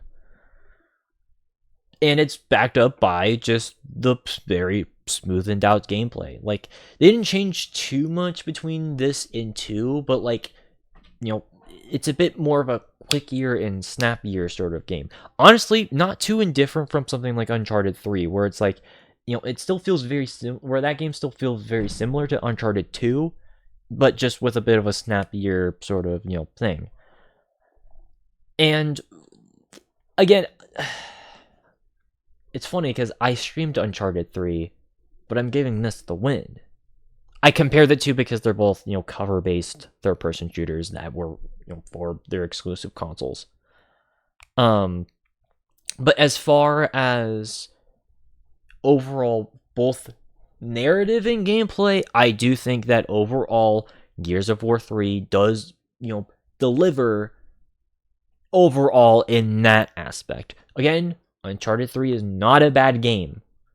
I still think that it is a good game. It just has a very muddled story, where I feel like Gears of War 3 does it in a much better, concise way. And of course, this game, concludes its, story, I think, in a pretty, concise way. That does, of course, leave up for a lot of, expansion, which, of course, they did. So there you go. And, well, it is sad to say, but this, kind of like with Valve, with Portal 2, this was kind of the last, at least in my mind, last game, great game that Epic Games ever made. Which, again, that is a pretty sad statement because of what they would become. But let's just, leave it at that. I'm not going to have that argument with people. I've already had it, a million times before. I'm not going to, harp on it too much. So let's just go straight over to sim and strategy games, which was not a category from the original 2011 Spike Game Awards, but is going to be a category here. And, well, similar to RPGs, it was kind of a hard year to figure out games. I was able to find games, don't get it twisted, but yeah, this was a bit of a year that was kind of iffy for me. So, what did I end up choosing? Well, let's start with the games that should be pretty obvious. They might not be okay, there's only one game that I am kind of iffy on, but I ended up choosing because not only is it, a sort of a real-time tactics strategy game that, is kind of cool in my idea, but also, from what I heard, is the best in its series. MetaWar Assault Squad. So this is a World War II real-time tactics game. So, think of something like Desperados, but just World War II themed. Normally, I would be hesitant with a series like this because, I haven't heard too many great things about this series, but this is one of the few exceptions that I heard where it was actually genuinely really good. And yeah, no, as far as a World War II game is concerned, it looks pretty cool. And yeah, I can at least respect when like a game is able to like, stand out compared to the rest of its previous entries. So, cuz like yeah, from what I can tell with this game, they like sped up the combat a little bit more so that it's not as monotonous compared to the first game. Um and yeah, it has a bit more of a focus as far as like, just straight up, tactical based combat. So, as far as like that's concerned, it's a respectable game, but like you see the other three choices here. Need I say more about Total War Shogun 2? This game basically was a return to form after the past several years of Total War games being kind of not very good, to just put it bluntly. Empire Napoleon left a very sour taste in a lot of players' mouths. And so we needed a game like this. And thankfully they delivered. This game is so damn fun. I would honestly recommend this being a lot of people's first Total War game, if I'm going to be honest. Like, so yeah, like that should be an indication of just how damn good this game is. So, and then of course we got Tropico 4. I'm going to try to speed up talking about these, by the way, because admittedly my throat's already starting to hurt. Shit. Tropico 4, obviously, built upon the systems that were in Tropico 3. And yeah, no, this game, I think, is a lot of fun to, like, mess around with. I feel like out of all the Tropico games, funny enough, this is the one that I feel like I go back to the most. And at least from what I can tell, a lot of people either consider 3 or 4 to be the best. And yeah, rightfully so, as far as city builders are concerned. It's not too shabby of one. So yeah, like, if you want like a more, Cold War-esque based, city builder set in like Caribbean island, Tropico 4 is definitely a good choice. Granted, obviously we talked about 5 and 6, but if you want something that is a bit more, Tropico 4 is not a bad choice, is what I'm trying to say. And then we've got Ace Combat Assault Horizon, which, actually, funny enough, is more of a spin-off game in the Ace Combat series. It's not like a full-fledged sequel. But yeah, like this was their attempt at making a game a bit like that was set in our, Earth universe, at like, on Earth, as opposed to being set in a fictionalized, planet as all the other Ace Combat games are. This was, them trying to be a bit more, I don't want to say gritty, but definitely a bit more grounded in that respect, which, fair. And they did it in a very cool and cinematic way. Like, as far as, more arcadey flight simulator games, this game is a lot of fun. I do recommend it if you guys can find a copy. They removed it on Steam, which is fucking dumb. Fuck you, Bandai Namco. So you're gonna have to find an Xbox 360 or a PS3 copy of it. I had to get a PS3 copy. But yeah, no, like, this is a pretty cool little game that I would recommend to you guys. But yeah, let's go over the winner. So the award for the best sim strategy game of 2011 goes to Total War Shogun 2.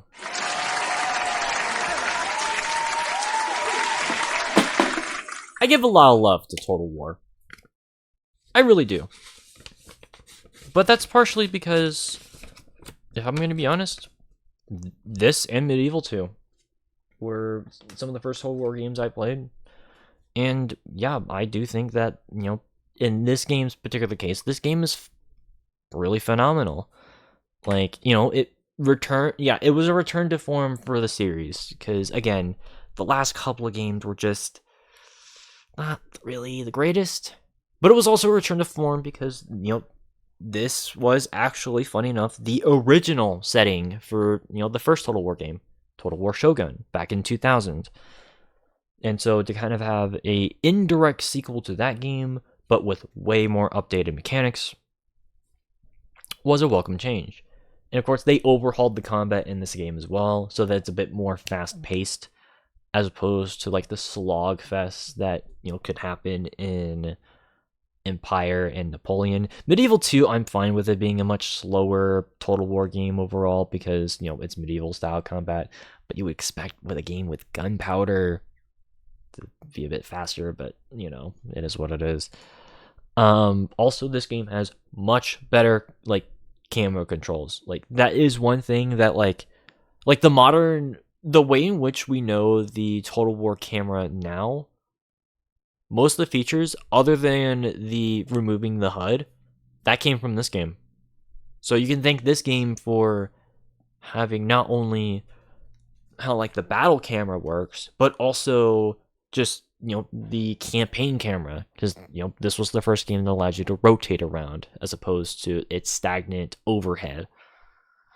So also this game's usually, I don't really like playing Total War games for multiplayer, but this has hands down has the best multiplayer with its Avatar Conquest mode.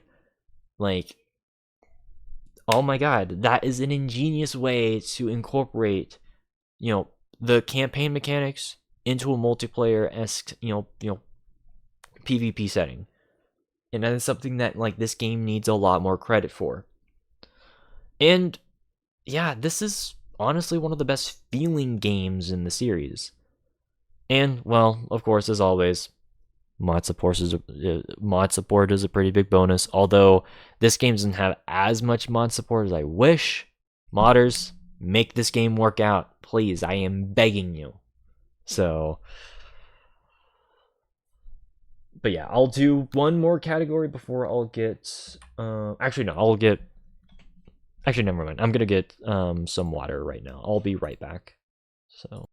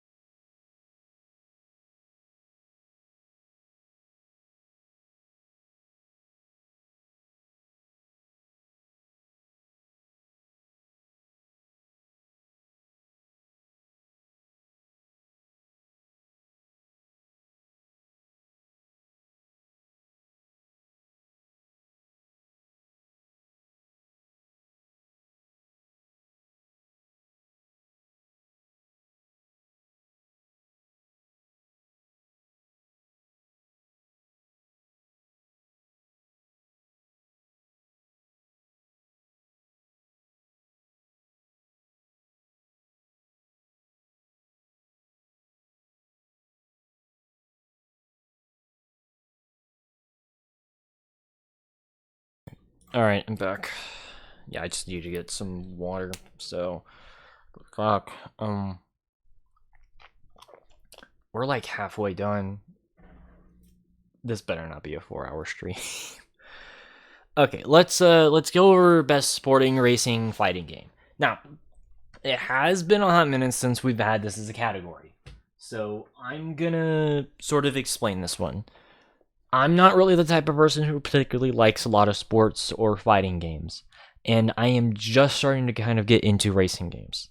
So this is more of a combo category of just the types of games that normally I wouldn't really care about. So that's kind of why I've had to stretch the definition of a few games being more so simulators as opposed to racing games. So, but funny enough, this was the first year since the 2018 list, I believe, where we have enough games to put this as a category. Though, admittedly, there's one game that I'm kind of stretching for my personal self, but I'm just doing more in representation of the fact that this was a return to form for this particular franchise. Actually, technically two, but one in particular. Well, let's go over those. So, let's start off with a game that it should be pretty, like, fair to know that, like, I was gonna give these, you know, a fair shake-up. Forza Motorsports 4, or Motorsport 4, and Mario Kart 7. Let's start with Mario Kart 7. This game was actually released on the 3DS. Now, normally, I do actually somewhat remember, you know, seeing, you know, friends play Mario Kart 7. And yeah, like, I can at least understand where people, you know, give this game a lot of, like, you know, praise, because, you know, it brought in the gliding mechanics that we see in, you know, Mario Kart 8. And this game also, from what I can tell, had a lot of really, really good remake tracks on it. Like, or retro courses as they're called in the Mario Kart series. I just still, you know, I just call them, you know, remake courses, but whatever. The original course selection was mixed, but it was still a solid enough game in its own right that, you know, if you want a mobile version of a Mario Kart game that isn't a Switch, this is a good option for you guys. So, as in that respect, yeah, no, like, Mario Kart 7 is a good choice. And, well, Forza Motorsport 4 was more so just a quality of life, you know, game with that kind of, you know, was more of, yeah, it was more of, it was basically more of an expanded / quality of life improved version of Motorsport 3, but that's not actually a bad thing. Like, as far as, what it was doing, I respect. Even though, like, you know, it does have a different track selection and has different cars, like, obviously. But it's just a bit more of a general, like, you know, improved feeling version of 3. So, take that for what you will. But then we've got a pretty big, you know, game to come out. Driver San Francisco. This game was a return to form after the disaster that was, you know, Driv 3R back in 2004. That game was an embarrassment for this particular franchise. But yeah, no, this game was a game that honestly could have revived the Driver series after such a long time. But I think, kind of similarly to what happened with Spec Ops The Line, it just didn't really sell enough copies. And so it was just kind of put in the background. And, well, Ubisoft ended up delisting the game back in 2016 on Steam, which, again, it's like, why are you delisting games? Stop delisting games. I don't care if there's a stupid licensed song.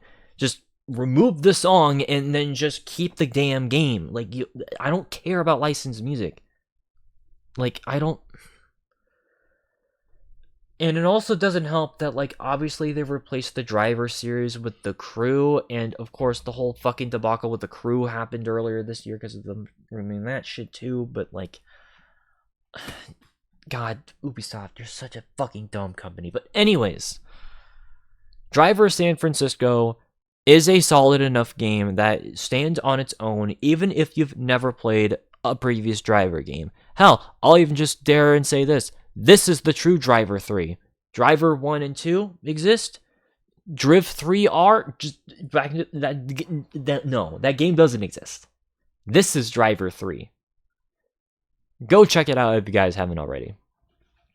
And then we've got Mortal Kombat 2011, which, funny enough, I was originally going to put Mortal Kombat 1 for our 2023 thing, but, well, I started to see a bunch of the negative reception because of the bullshit that they were doing with the microtransactions. Same thing with Street Fighter 6, and so because of that, I was kind of pressured away from nominating a Mortal Kombat game.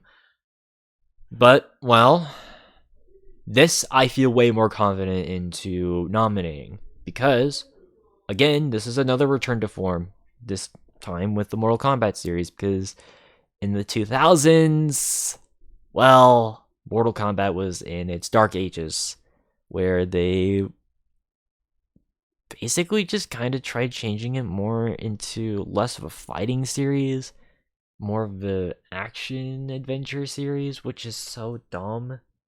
So, yeah, they stripped it all back into just a straight up fighting game. And yeah, no, this is definitely a game that like I would easily recommend. If, by the way, this is also it's you know, in retrospect, it's called Mortal Kombat 9. They just dropped the numbering system for a while, until they brought it back with Mortal Kombat X or 10, and then of course Mortal Kombat 11. So this is technically Mortal Kombat 9, but it doesn't matter. Solid enough game in its franchise that I have to at least give it a nod.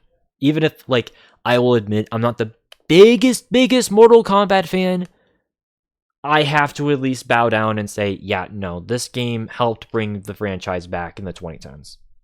Because without this, we wouldn't have X or 11, which are fairly well-respected games. So, but of course, let's get into the winner. So the winner for the best sport racing fighting game of 2011 goes to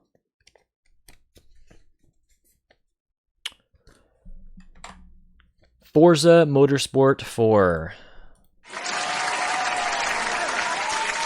A bit of a vanilla choice, I will admit. This is probably the safest choice that, like, I could probably ever nominate. But, again, you're talking to someone who's starting to at least somewhat respect racing games a bit more. And I will admit, this game is pretty cool. Again, this is another major success within the Forza, series. It pretty much continued what the previous game did, just more in a quality of life sense. Though most people will debate whether or not 3 or 4 are better, because at least from what I can tell, you either really like Forza 3 or you really like Forza 4.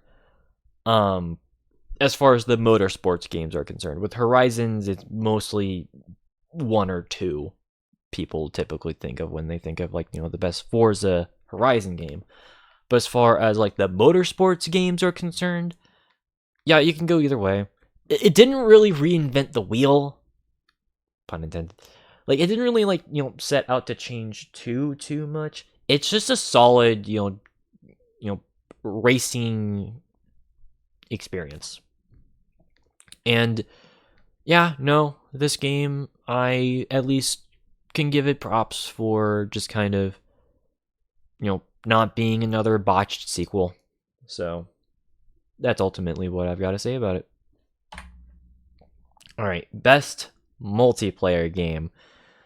Now, this is the part of the video where, admittedly, I will start, speeding things up a little bit because, well, we've already been doing this for 2 hours, but more importantly, we're going to start repeating a lot of the same, games that we've seen before. Both on the, Game Awards side, as, like, on the Spike Game Awards side, and our Game Awards side. So I'm not going to really repeat myself. But let's see what they ended up nominating. Again, all games that we've talked about. Portal 2, Gears of War 3, Battlefield 3, Modern Warfare 3. Yeah, a lot of 3s, God. So, I don't think I need to repeat myself on what exactly I said. Portal 2 is pretty solid. Even with its co-op mode, it's pretty fun. I've done it several times. I do recommend the Portal 2's, co-op mode. Gears of War 3, I've never actually played Gears of War 3 PvP multiplayer, but I did play its Horde mode, and well, Gears of War 2 and 3 Horde mode is pretty fun. I will definitely attest to that. Fighting, waves of, the swarm, firefight style is pretty fun. Like, obviously done in a more third-person way, but we can always use more PvE third-person games. Thankfully, Helldivers 2 is a good case study in that, aspect. And, well, I've already explained with Battlefield 3 and Modern Warfare 3, like, Modern Warfare 3, I'm hesitant to nominate that game.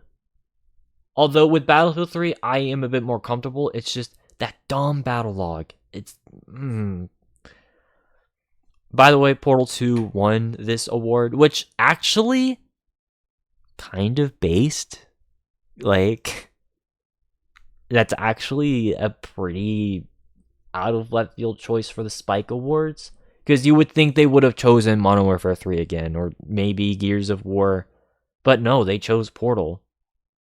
Funny enough.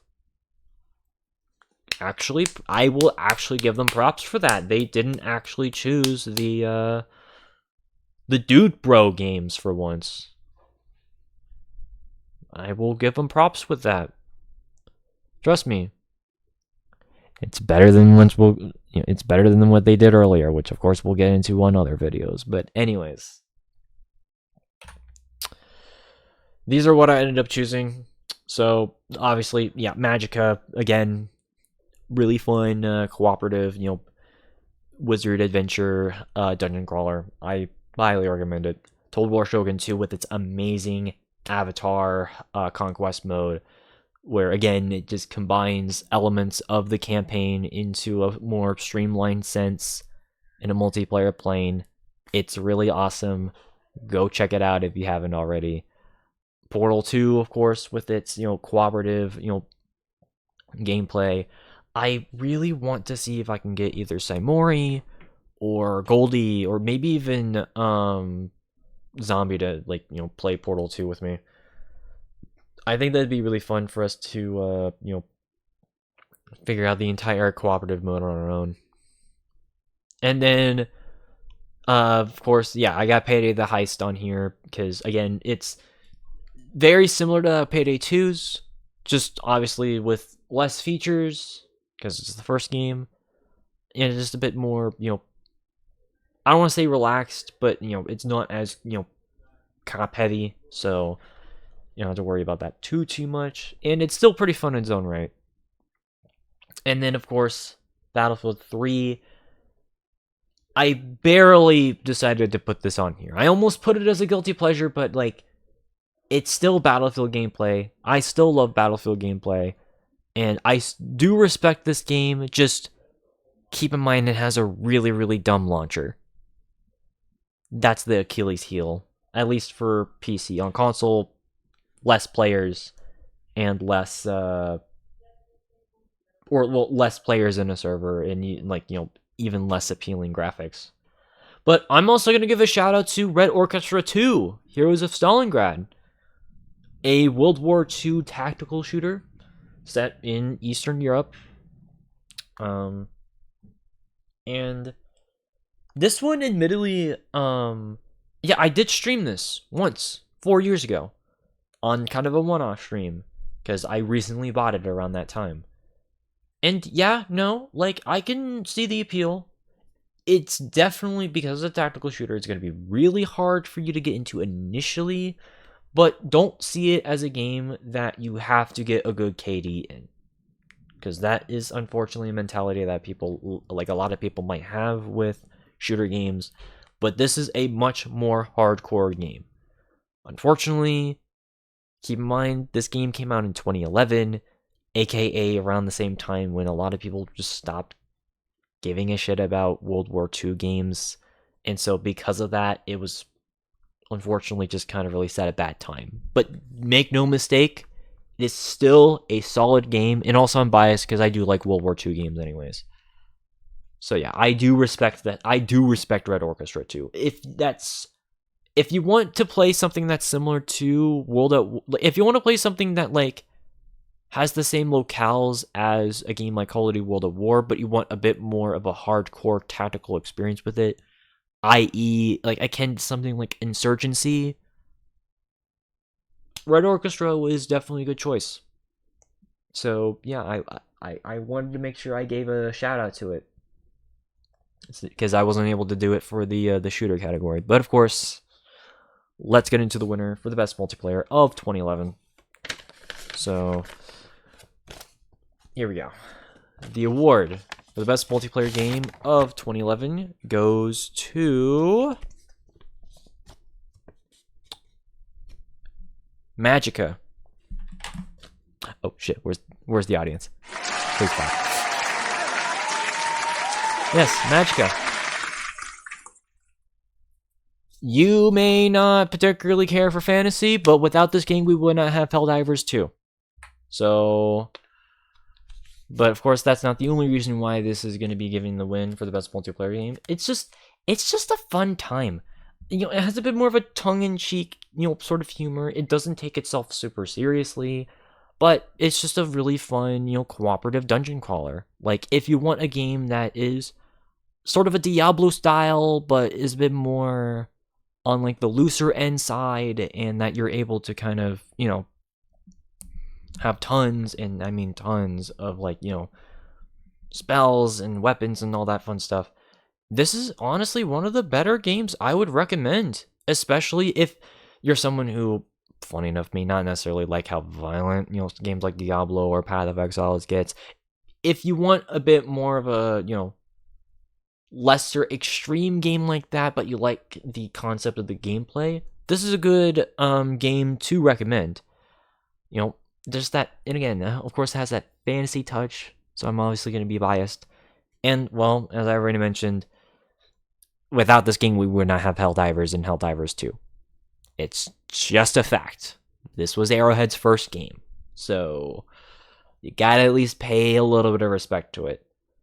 And also, this is another game I'm really hoping I'm able to play with one of my friends, if not our entire crew, but that just depends on a few other factors, but, it is what it is. But anyways, DLC, the lifeline of a game post-launch, expansion packs as well. A category that was at the Game Awards back in 2011. Problem is, they chose really lame DLC. And I do mean lame, with a capital L. So, Mass Effect 2 Arrival. Now, Mass Effect 2 is a game that a lot of people do respect as being, one of BioWare's best games of all time. There's one problem with that, though. This is the worst DLC from Mass Effect 2. So, yeah, because this DLC in particular got a lot of flack because of its extremely linear and narrow design that restricted all the mechanics that was known with this game. So, well, people didn't like it at all. The fact that this even had a nomination, even though this was one of the earlier expansions to come out from this year, just showed how out of touch this this incarnation of the Game Awards was. So, yeah. But that's not the worst of it. See that Freddy Krueger over there? Yeah, that's DLC for Mortal Kombat 9. Yeah, he was a guest character. There's only one problem. It's Freddy Krueger from the shitty 2010 movie.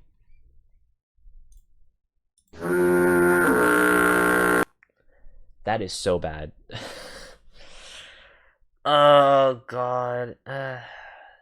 How do you fuck up like that? How do you fuck up like that? Okay. I'm not really the biggest, slasher horror guy, like, at all. I hate slasher movies.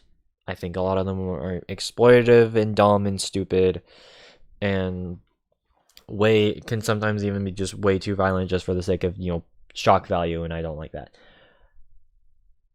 But if you're going to have a character, at least have it be based off of the version that a lot of people like. Don't base it off like the shitty version. And unfortunately, this was a dumb trend in the early 2010s. I do remember, is like a lot of collaborations were being made by, you know, the newer versions of like a lot of these movies or, you know, games that were coming out at the time, which I know that makes sense because you want to make sure that you can promote the most up-to-date version of whatever is releasing at the time. But again, the problem is that this movie was received so badly. Like, you have no idea. So, because again, this movie was essentially just a one-shot remake of the original movie, but without any of the personality that Robert Englund even offered. So, granted, he was more serious in the first few movies. He started to become a bit more of a, you know, jokester in the later ones. But you get the point, is really not the best call for your DLC, is my point. And then, well, we've got Fallout New Vegas, Old World Blues. Again, I've mentioned this plenty of times. I'm not going to repeat myself. I don't care about Fallout. I hate Fallout. Granted, I will admit New Vegas is a weird exception, only because, you know, it's the least Fallout feeling Fallout, if that makes sense. I still don't like it, though. So, I will say, okay, I think I'll talk about it when we get to 2010, but like, I'll explain a funny story from last year about Fallout New Vegas in our next video, because I think it'd be pretty funny. It's funny because it literally happened like almost a year ago too. Yeah, literally.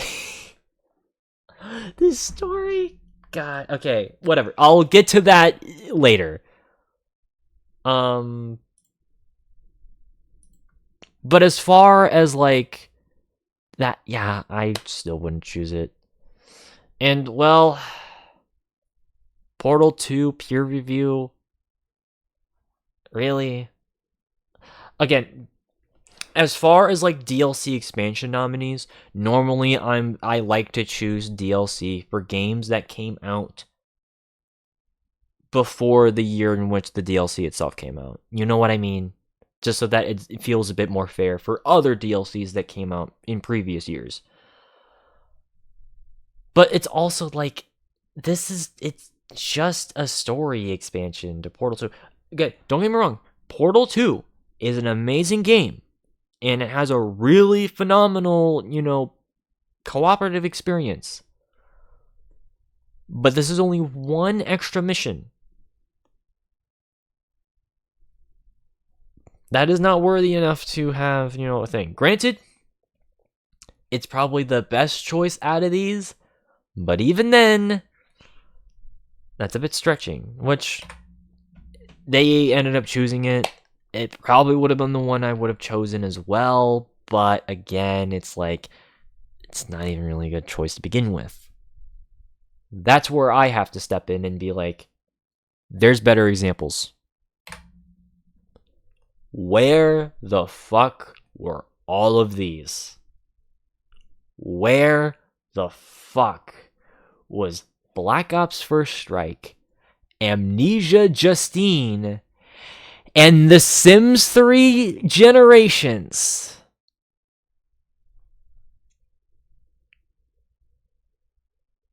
Okay. Let's start with Black Ops, because I think this is the most obvious one out of all these. I've played Black Ops Ascension so many goddamn times. It's one of my favorite zombies maps of all time. It came from this expansion pack. This was the first... Ascension was the first map that I've ever played from zombies. It's not even just that map, though. The multiplayer maps that they brought in here, especially Kowloon and Berlin Wall, they fucking slap. I fucking love Kowloon. It's one of my favorite Black Ops 1 maps. Dare I say it's one of my favorite Call of Duty maps. So yeah, no, like as far as, you know, if you want to give credit to a Call of Duty game, Black Ops First Strike, really damn good DLC. I'm also going to give the nod to 40k Dawn of War 2 Retribution, which I think I mentioned this before. Dawn of War 2, I have issues with. They tried to make it more of a MOBA compared to a traditional RTS. And while I don't hate Dawn of War 2, it's just one of those games where it's like, I would not say it's like the best RTS game ever. With that being said, Retribution, I think, was a cool expansion to a lot of the Imperium content that could have been in the game. Obviously, there was the Chaos Rising expansion from 2010, which added in the Chaos Space Marines. This one added in, I think it was Imperial Guard, I believe. And yes. And it also added in a ton of new heroes. And I mean, yeah, normally I wouldn't be like, it's a guard. I don't really care about that. I guess it's just this one adding in those heroes, I think, make it work a bit better for me because, this added in, I think, like a Tau hero, and then, like a Dark Eldar hero, and then like a hero for each of the other factions that were already in the game. So, as far as like, that's concerned, I like the way in which they kind of, if you're gonna make this more into a MOBA, which they tried doing with Dawn of War 2, at least give me heroes that I'm gonna give a shit about playing as. So, that's all I gotta say in that regard. So yeah, Retribution, good enough to give the nod. Also, Amnesia Dark Descent Justine, this is a fucked up DLC in a good way. Like, this is, Jesus Christ. Yeah, no, this is fucking, this is some freaky shit in this game. I'm not gonna spoil it. Even though you guys probably already know about the 3 guys that roam around in this thing. God, those guys are fucking creepy. Jeez, oh my god. Their music is fucked up too. So yeah, no, Amnesia Justine, similar to, Outlast Whistleblower, an amazing DLC to an already really damn good horror game that should be recognized. So yeah, as far as I'm concerned, yeah, no, go check this out. And then last but not least, we've got The Sims 3 Generations. Kind of changing absolute different tones here. But yeah, no, Sims 3 Generations.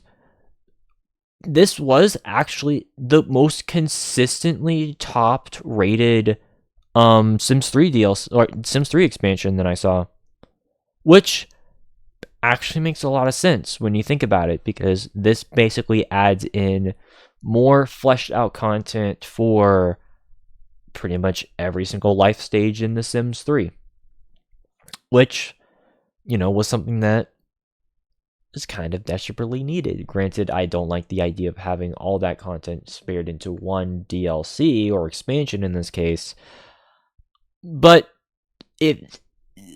since it's a Sims 3, I'm willing to give it a pass, because Sims 3 is the better game compared to Sims 4. So, yeah. At least as far as, like, actual thorough gameplay.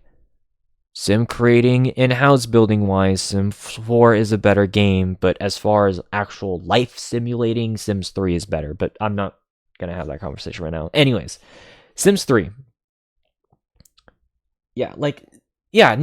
As far as, like, an expansion dedicated to just focusing on, delivering this type of content for, expanding pretty much all the life, like the life stages in the game. So basically just the whole game. Yeah, no. it's a much more respectable choice. Of course, there can only be one winner, so let's get into it. So, the award for the best DLC/expansion of 2011 goes to Call of Duty Black Ops First Strike. Yeah, this is a pretty obvious one, but I mean, this expansion does mean a bit to me. It has a really excellent multiplayer map selection. Again, Kowloon. Oh yeah, Discovery too. Shit. Yeah, because that's the Antarctica map. Yeah, no, Discovery is a cool map too. God, I kind of forgot about that. Yeah, because this included Kowloon, Berlin Wall, Stadium, and Discovery. Which, Stadium, I'd say that's probably the weakest map, but it's still a really good map layout-wise. Oh, they brought it back into, Black Ops 2 through, the last DLC of that game. So, as far as I'm concerned, yeah, no, all the maps, multiplayer-wise, really solid. And of course, Ascension Zombies is, the biggest highlight of this. It is a phenomenal map. And yes, it is, in fact, my second favorite map behind Darius. Partially for personal bias because, well, Ascension was the first map that I remember seeing Zombies gameplay from 13 years ago with my cousins playing it around the first week of its launch. It was, it's definitely a memory that, like, I just somehow just kind of kept around for the longest time. But I still have a lot of fun playing it. I mean, I will admit the Easter egg's kind of a bit of a pain. But other than that, really solid in its own right. And I do recommend, if you want to, like, obviously, I recommend Black Ops 1 to, anyone if you want to have, like, a good, genuinely solid Call of Duty experience. If you want a first game, Black Ops 1 is definitely, in the top of that list. But even the DLC was really damn good for this game.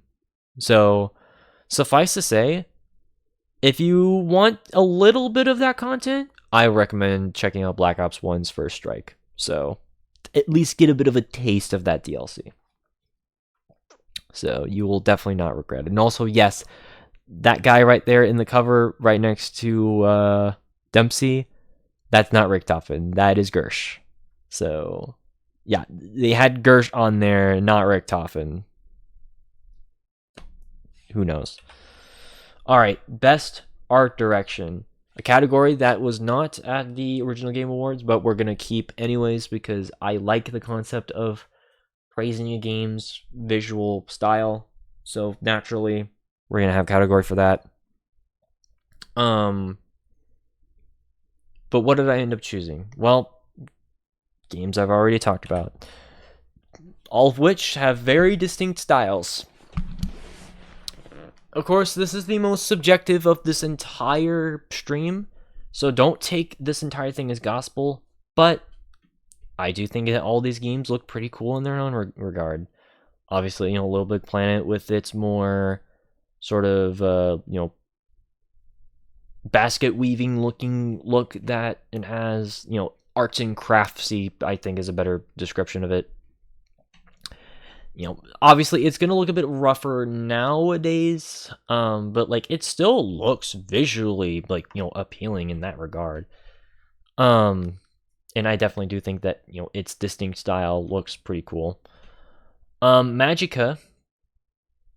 Oh shoot, hold on. Actually, I'm going to add one more game. We're going to make an addendum already. I forgot to add one more game to it because I feel, yeah. Although, to be fair, part of the reason why I didn't have it on here is because, most of these games were already in a different category, but you guys are about to see in a second. I know, last second addendum again, but, well, that's how this goes. yeah, Terraria. We'll get to that in a second. But yeah, Magica has that sort of, cool, cartoony fantasy look to it. It looks pretty cool. Terraria, I just realized, was not on here. Admittedly, that's partially because, well, I mean, Magica, Terraria, and Minecraft were already nominated for Best Game by New Studio together, only along with Payday the Heist. But I'd be lying to myself if Terraria didn't look, cool in its own sort of, way. Because, it has a very Super Nintendo style, art style to it.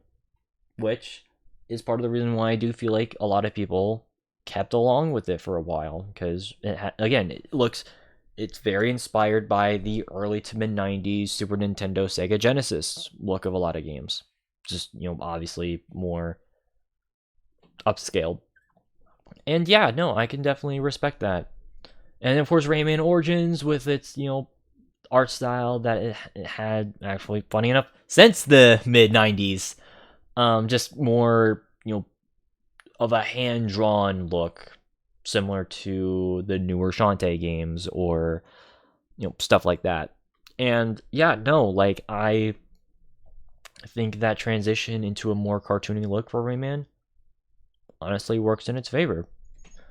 Of course, Skyward Sword, well, yes, it still kind of retains that more realistic look that Twilight Princess had. It still is you can still distinctly, tell it's a Zelda game, with its creatures and its, environments. And again, a more fantasy-based thing. Again, I'm a bit more biased when it comes to fantasy, like, as you can probably have seen with this entire series.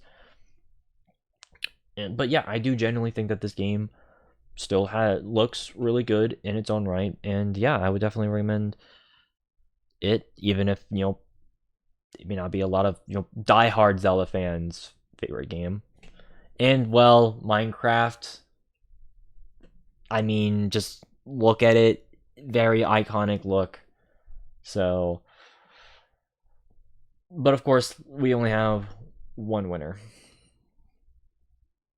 I feel like I'm saying that a lot, but it's true.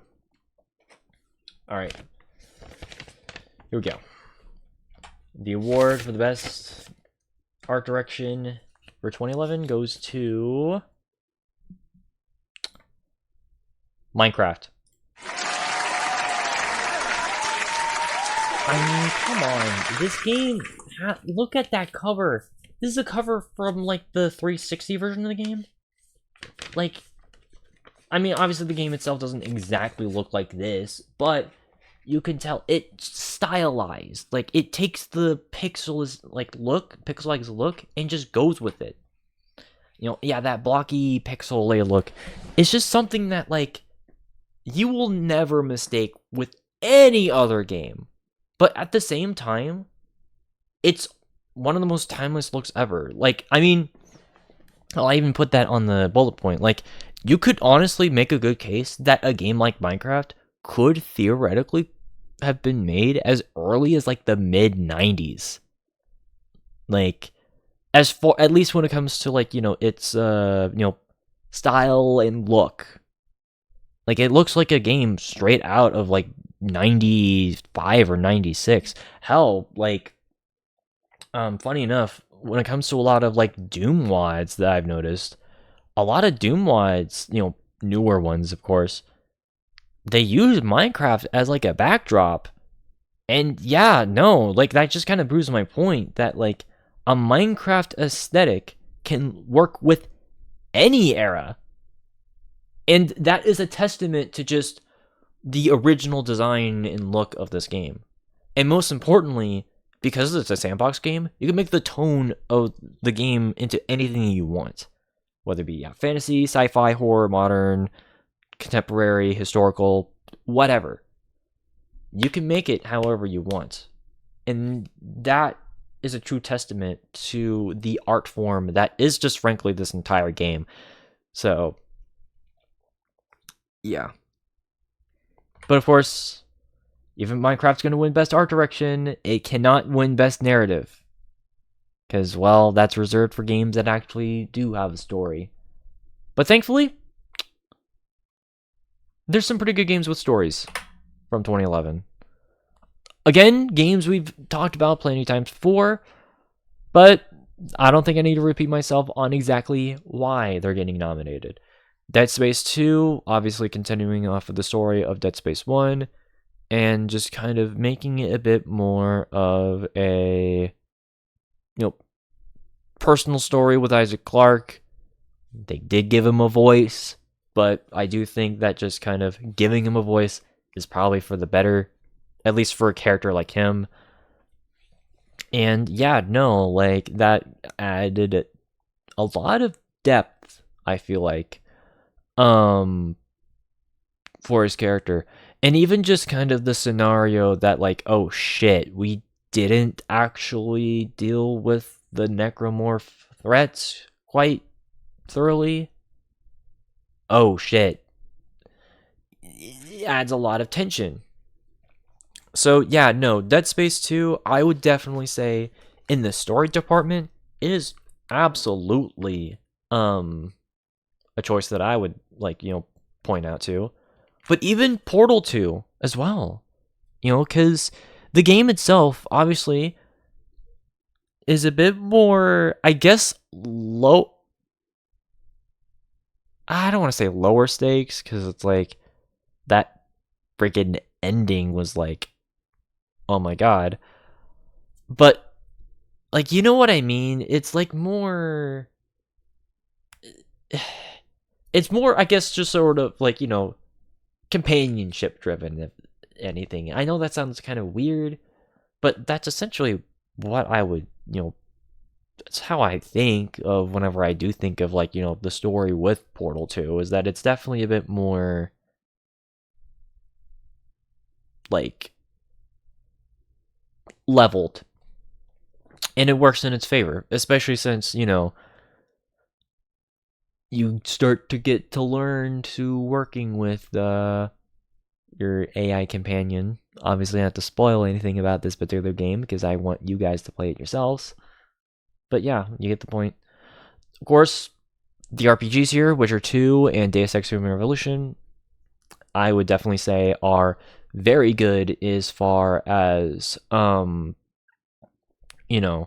their respective fields. Obviously, with Witcher 2, they've continued to focus with Geralt, and just kind of the surrounding lands in which The Witcher takes place in. And with Deus Ex Human Revolution being a prequel to the first two games, and just kind of establishing sort of that, rising of tensions that was alluded to in those older games. And, well, again, I'm here to defend Assassin's Creed Revelations again, because I do think that this is a good conclusion to both Ezio and Altair's story. Like, just kind of wrapping, like, admittedly not so much Desmond, because, well, this was kind of a lame game in, the Desmond side of things, but, Desmond's never really been the best part of Assassin's Creed anyways, but whatever. Yeah, thankfully, it's saved with the historical parts of, the Assassin's Creed games.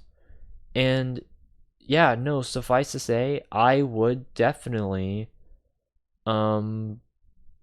recommend you guys at least, check it out. If you guys have, if you guys started playing through the, Assassin's Creed game, the earlier Assassin's Creed games, it's still a game I would recommend, like, genuinely. So, but, well, you know the drill by now. Let's get this over with. So, the best game, narrative-wise, for 2011 is Portal 2. Again, this one is kind of a weird one, but it's still a game that, like, I would say has a solid enough story to kind of keep you going. Even if it's not the longest game in the world, it would still, leave a bit of an impact. Because it continued the explored depth of, one of the major characters. Okay. GLaDOS obviously is in the game. Most people know that GLaDOS is back in this game, but it kind of explores GLaDOS's depth, if that makes sense, without going into spoilers. And let's just say that there's a lot of compelling growth and character development that happens in this game, and funny enough, ends on a pretty happy note as far as I'm concerned. Like, if they never make a Portal 3, I don't necessarily think I would complain. Because, especially since there's so much, community made content for this game that, I don't think it's absolutely necessary to make a Portal 3. At this point, it's probably necessary for a Half-Life 3 or a Team Fortress 3, but you get the point. Portal, I think, has been a duology and should stay as a duology. There's no need to make this a trilogy. I think that, again, especially as someone who considers this to be the magnum opus for Portal as a whole, or for Valve, I should say, this is their magnum opus. So just leave it be. That's all I would recommend. But now, let's get into the game of the year. The final award of the night, of course. Did the Game Awards at least choose solid enough games to represent? Mostly yes, actually, for once. Okay, well, except for 1.5. Obviously, I already explained with Batman Arkham City, it's just not really my game per se, so it wouldn't necessarily be a game that I would say is, the best out of these. As far as the other ones go, even Uncharted 3, respectable choices. Again, I'm only iffy with Uncharted 3 because of its narrative. Granted, I will say, I think part of the reason why they did end up choosing this is because the marketing for this game was insane. Because they marketed the hell out of that freaking airplane scene. You can't deny it too. That's the main reason why they decided to actually, why I feel like, this game was heavily pushed. It's a good game. Don't get me wrong. It's just, again, that fucking water. God. Anyways, again, Nathan Drake, take notes. I get water when I need to get my throat, hydrated. You need water if you're standing outside of a desert for 3 days. It's called dehydration. You don't want dehydration. I know that's a small thing. There's worse fucking storylines, like the fact that Talbot is just a non-character, or the stupid oh god, there's another. There was another thing. Oh yeah, and also just the fact that the city of Ubar is kind of more of a secondary plot than what's actually going on in the story, and stuff like that. But I'm not gonna get into that. But point is, I like the game. It just has major story pains. So yeah, all the other games though, fair enough pickings. Portal 2 and Skyrim, obvious choices as far as what they've got here. Again, I consider them to be, the magnum opus for both Valve and Bethesda. There's a reason why Skyrim got re-released plenty of times, whether we want to admit it or not. And Portal, of course, being the last truly great Valve game, makes sense being on this list. And hell, I'll even attest to Skyward Sword, at least a little bit. Granted, again, it may not be the best Zelda game, but I would still say that like it's a strong game to have as a Game of the Year nominee. So, yeah, no, we can definitely, have that conversation. Which, although, with all that being said, if you know 2011, it should not surprise you that they did end up choosing Skyrim. It makes sense, because, this was everywhere back in 2011. You have no idea how popular this damn game was. Holy shit. But, what did I end up choosing? Oh, okay. One more amendment for this entire stream. Again, I'm trying to make sure I don't accidentally reveal the Game of the Year, just in case if the slideshow messes up. But, yeah, Skyward Sword is supposed to be on there. I don't know why it wasn't.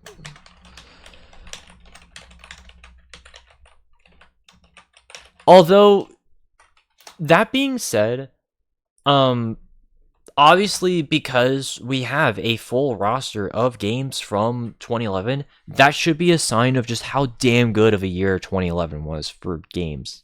Like, again, if we have a full list of games on the Game of the Year roster for nominees, that is a good sign. So yeah, obviously, yeah, Portal 2, Skyrim, and Zelda, I do agree with being on here. But I'm also going to give a nod to Total War Shogun 2. This fucking game got completely shafted from the Game Awards, even though that this is, honestly, without a doubt, one of the best strategy games to come out around this time.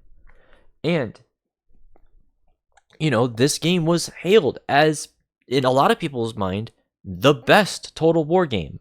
And that is a good debate. But also, I'm at least a little bit surprised that they didn't even give a nod to Gears of War 3. Because you would think that a game like this would be up this, iteration of the Game Awards alley. Especially with the big, muscly strong guys, taking out entire enemies of non-humans. But at the end of the day, I do actually genuinely think that Gears of War is a good game as far as like the shooter category is. It's probably the best choice from that category that I could nominate. Also, what the fuck is their problem with Minecraft? I know why. Because, well, as I've mentioned before, Spike Game Awards was more focused on, I'm not going to say it again, the A-word male crowd. Not asshole male, the other A-word, ALPHA male crowd. Which is the cringiest thing ever.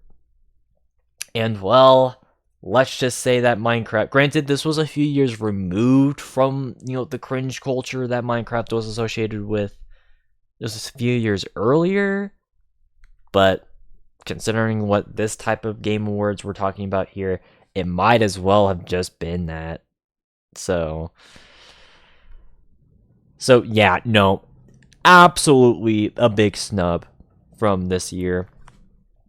And, well, let's get into the winner. It should be pretty obvious what the winner is going to be, but, I still like building up anticipation for everything here. But here we go. The final award of the night. So, the Game of the Year of 2011. The award for the Game of the Year of 2011 goes to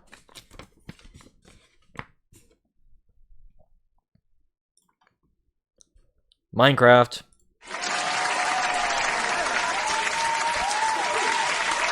Could there have been any other game could there have been any other game to win our award show? It's not even a question. It's not even a question. For, well, many different reasons. This is the ultimate sandbox game. There is no game that I can think of on the market, even to this day, that offers the amount of, customizable options that are even offered. Like Minecraft, even just its base version. We're not going to talk about mod support, or just not in a little bit. Its base version, even back in version 1.0, offered infinite possibilities for whatever you want to be able to do. This game offers so much potential as far as both its creative and survival modes that, like, absolutely was unbelievable back in the day, and is still impressive even to this day. And again, you can make this game however you want. And you don't even have to go by like survival or creative rules. You can create your own just straight up games in this. And, there's a reason why, servers like Mineplex were popular. It's because they offered their own unique game modes. I mean, this was the origins of, the Battle Royale mode, for unfortunately worse in my opinion. But, like, that's a big, like, in the form of Hunger Games at the time, of course. But, like, that was a big deal back in the day. And of course, there's other modes that existed, such as Sky Wars, where you're basically, forced to, where you basically, okay, I probably apologize for the noise back there. Someone's using the refrigerator. But yeah, as far as that game mode where you stay on your islands for about 10 minutes gathering as many resources as possible and then battling each other, or straight up modes from other just games such as Minecraft Counter-Strike. That was a thing on Mineplex for a while. Or even other game modes like Minecraft, or even faction survival, where you can set up your own clan and sort of compete with other players on a sort of giant survival map. Like, that was a thing. And that's just like the game mode side of things. I can go on and on about just how many giant castles and cities and towns and cave systems and biome systems. That can be an infinite conversation that we can have. And, well, it should be pretty obvious, but this is my second favorite game of all time, right before the boy that you see right there. This is a game that I hold, truly to my heart. Hell, I still have my poster from freaking 11 years ago hanging up on my wall right there. I've had that since 2013. And I am proudly still hanging it on my wall. For, well, the fact that I still love the game. And, well, I mean, if anything to go with like some of the streams I made earlier this year, I would not be here without this game. Like, this was the first game I remember playing on my YouTube channel. Because, yes, I know every kid back in the day wanted to be a Minecraft YouTuber. I ended up trying to kind of branching away from that. But Minecraft still holds a special place in my heart as, one of my favorite games of all time. And, well, it's Minecraft. Duh, idiot. Okay, jokingly aside, this game has a massive legacy. It is one, it's not just, it transcended from just being considered like a game and just a pop culture phenomenon that is truly timeless.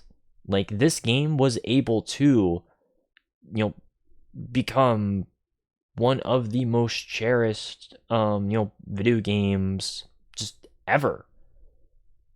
And, everyone knows about this. Shit, even, like, my out-of-touch family members know about this game. like, again, I'm not starting to say that in a mean way, but like as far as, you know, relatives and, you know, distant relatives who may not, you know, particularly care about, you know, this type of stuff, even they know about Minecraft. So, and of course, well, I mean, one last thing is a bit of a bonus, but I have to give a shout out to the modding scene for Minecraft, because like they made an already amazing game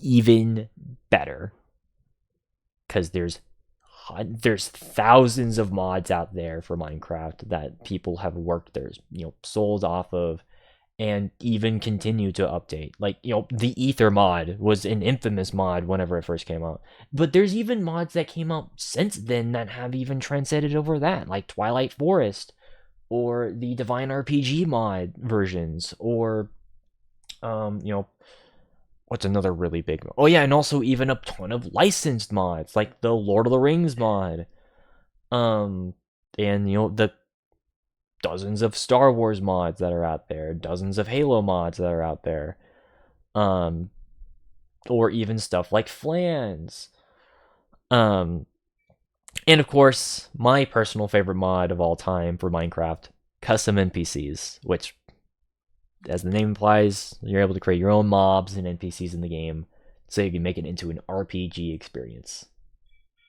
Shout out to Nops for creating that, and hopefully you can update it for a newer version of Minecraft, because it's still stuck on 1.16.5, but you know, I love that mod. I'm sorry. So it's actually one of the first mods I remember showcasing, because I did like shitty mod showcases back in the day, because I remember I did for the original Runic Dust mod, the old full statue, yeah, the statues mod, and the custom NPCs mod. So I mean, I still like using custom NPCs whenever I can, as well as the chisel mod, which adds in a ton of new like block variants, as well as like new just straight up blocks. Though newer versions of that mod are kind of weird, but whatever. I'm not gonna get ahead of myself when it comes to mods. You get the point. I love Minecraft. It's one of my favorite games of all time, and shout out to the Minecraft community for being legendary when it comes to the amount of content that has been made for this. And again, for better or for worse, you can't deny the cultural impact. So, but yeah, no. Let's recap, shall we? Of course, Minecraft won 3 awards. I think that's the most that any game has won thus far. So, yeah, but yeah, won best game by new studio, art direction, and of course the titular game of the year. Actually, like Portal 2 won action adventure and best narrative. Skyrim won best RPG. Gears of War 3 won best shooter game. Total War Shogun 2 won best sim strategy. Forza Motorsports 4 won best sports racing fighting game. Best multiplayer was won by Magica, and well, the DLC was won by Black Ops 1's First Strike. So, as far as, you know, bonus rounds, top 10 favorites, in no particular order, well, except for Minecraft. You got Minecraft, Portal 2, Total War Shogun 2, Elder Scrolls 5 Skyrim, Legend of Zelda Skyward Sword, Assassin's Creed Revelations, Magica, Gears of War 3, Tropico 4, and Trine 2. And last but not least, games that wouldn't have gotten any nominations, but like are guilty pleasures of mine, or at least games that I find pretty cool anyways. Well, there's one more game in that respect, so let me just add that one more game, because I just remembered there's actually a one game I did kind of forget that came out of 2011. I know, I've been doing a lot of revisions in this particular stream. I apologize. Though this is a game where it was more so I just did not have the room for. So, because there were already so many other shooter games that came out in 2011, and it just, you know, in comparison, it's like, yeah, but here we go. Yeah, I forgot to put Crysis 2 on here. Again, a serviceable game, but not as culturally impactful as the first Crysis, unfortunately. So, but I did at least want to give it a bit of a nod. And of course, you see Dragon Age 2 and Modern Warfare 3 on here as well. Again, games that did get nominees on the actual Game Awards, but I'm just hesitant to add. But I'm still going to give them proper respect.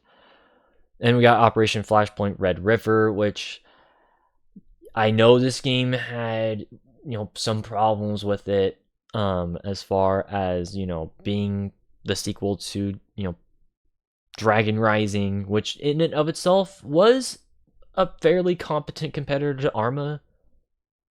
But, as far as a direct sequel, it had its problems, but it's a guilty pleasure of mine.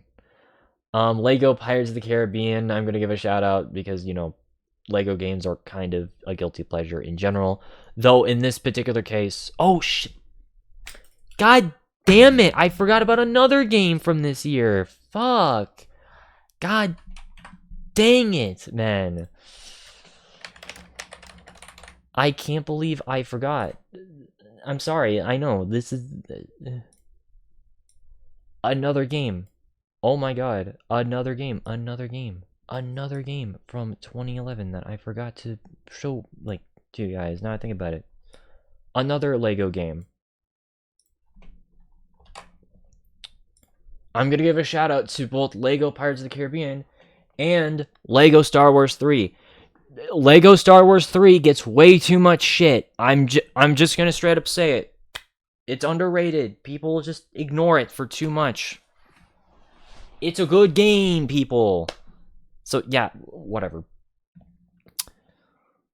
Other games that I have on here, Lord of the Rings, War in the North. This one's definitely a guilty pleasure of mine because I know it's not a good Lord of the Rings game, but I like it anyways because I like the gameplay and, well, it focusing on other aspects of Middle-earth during the War of the Ring. So, sue me.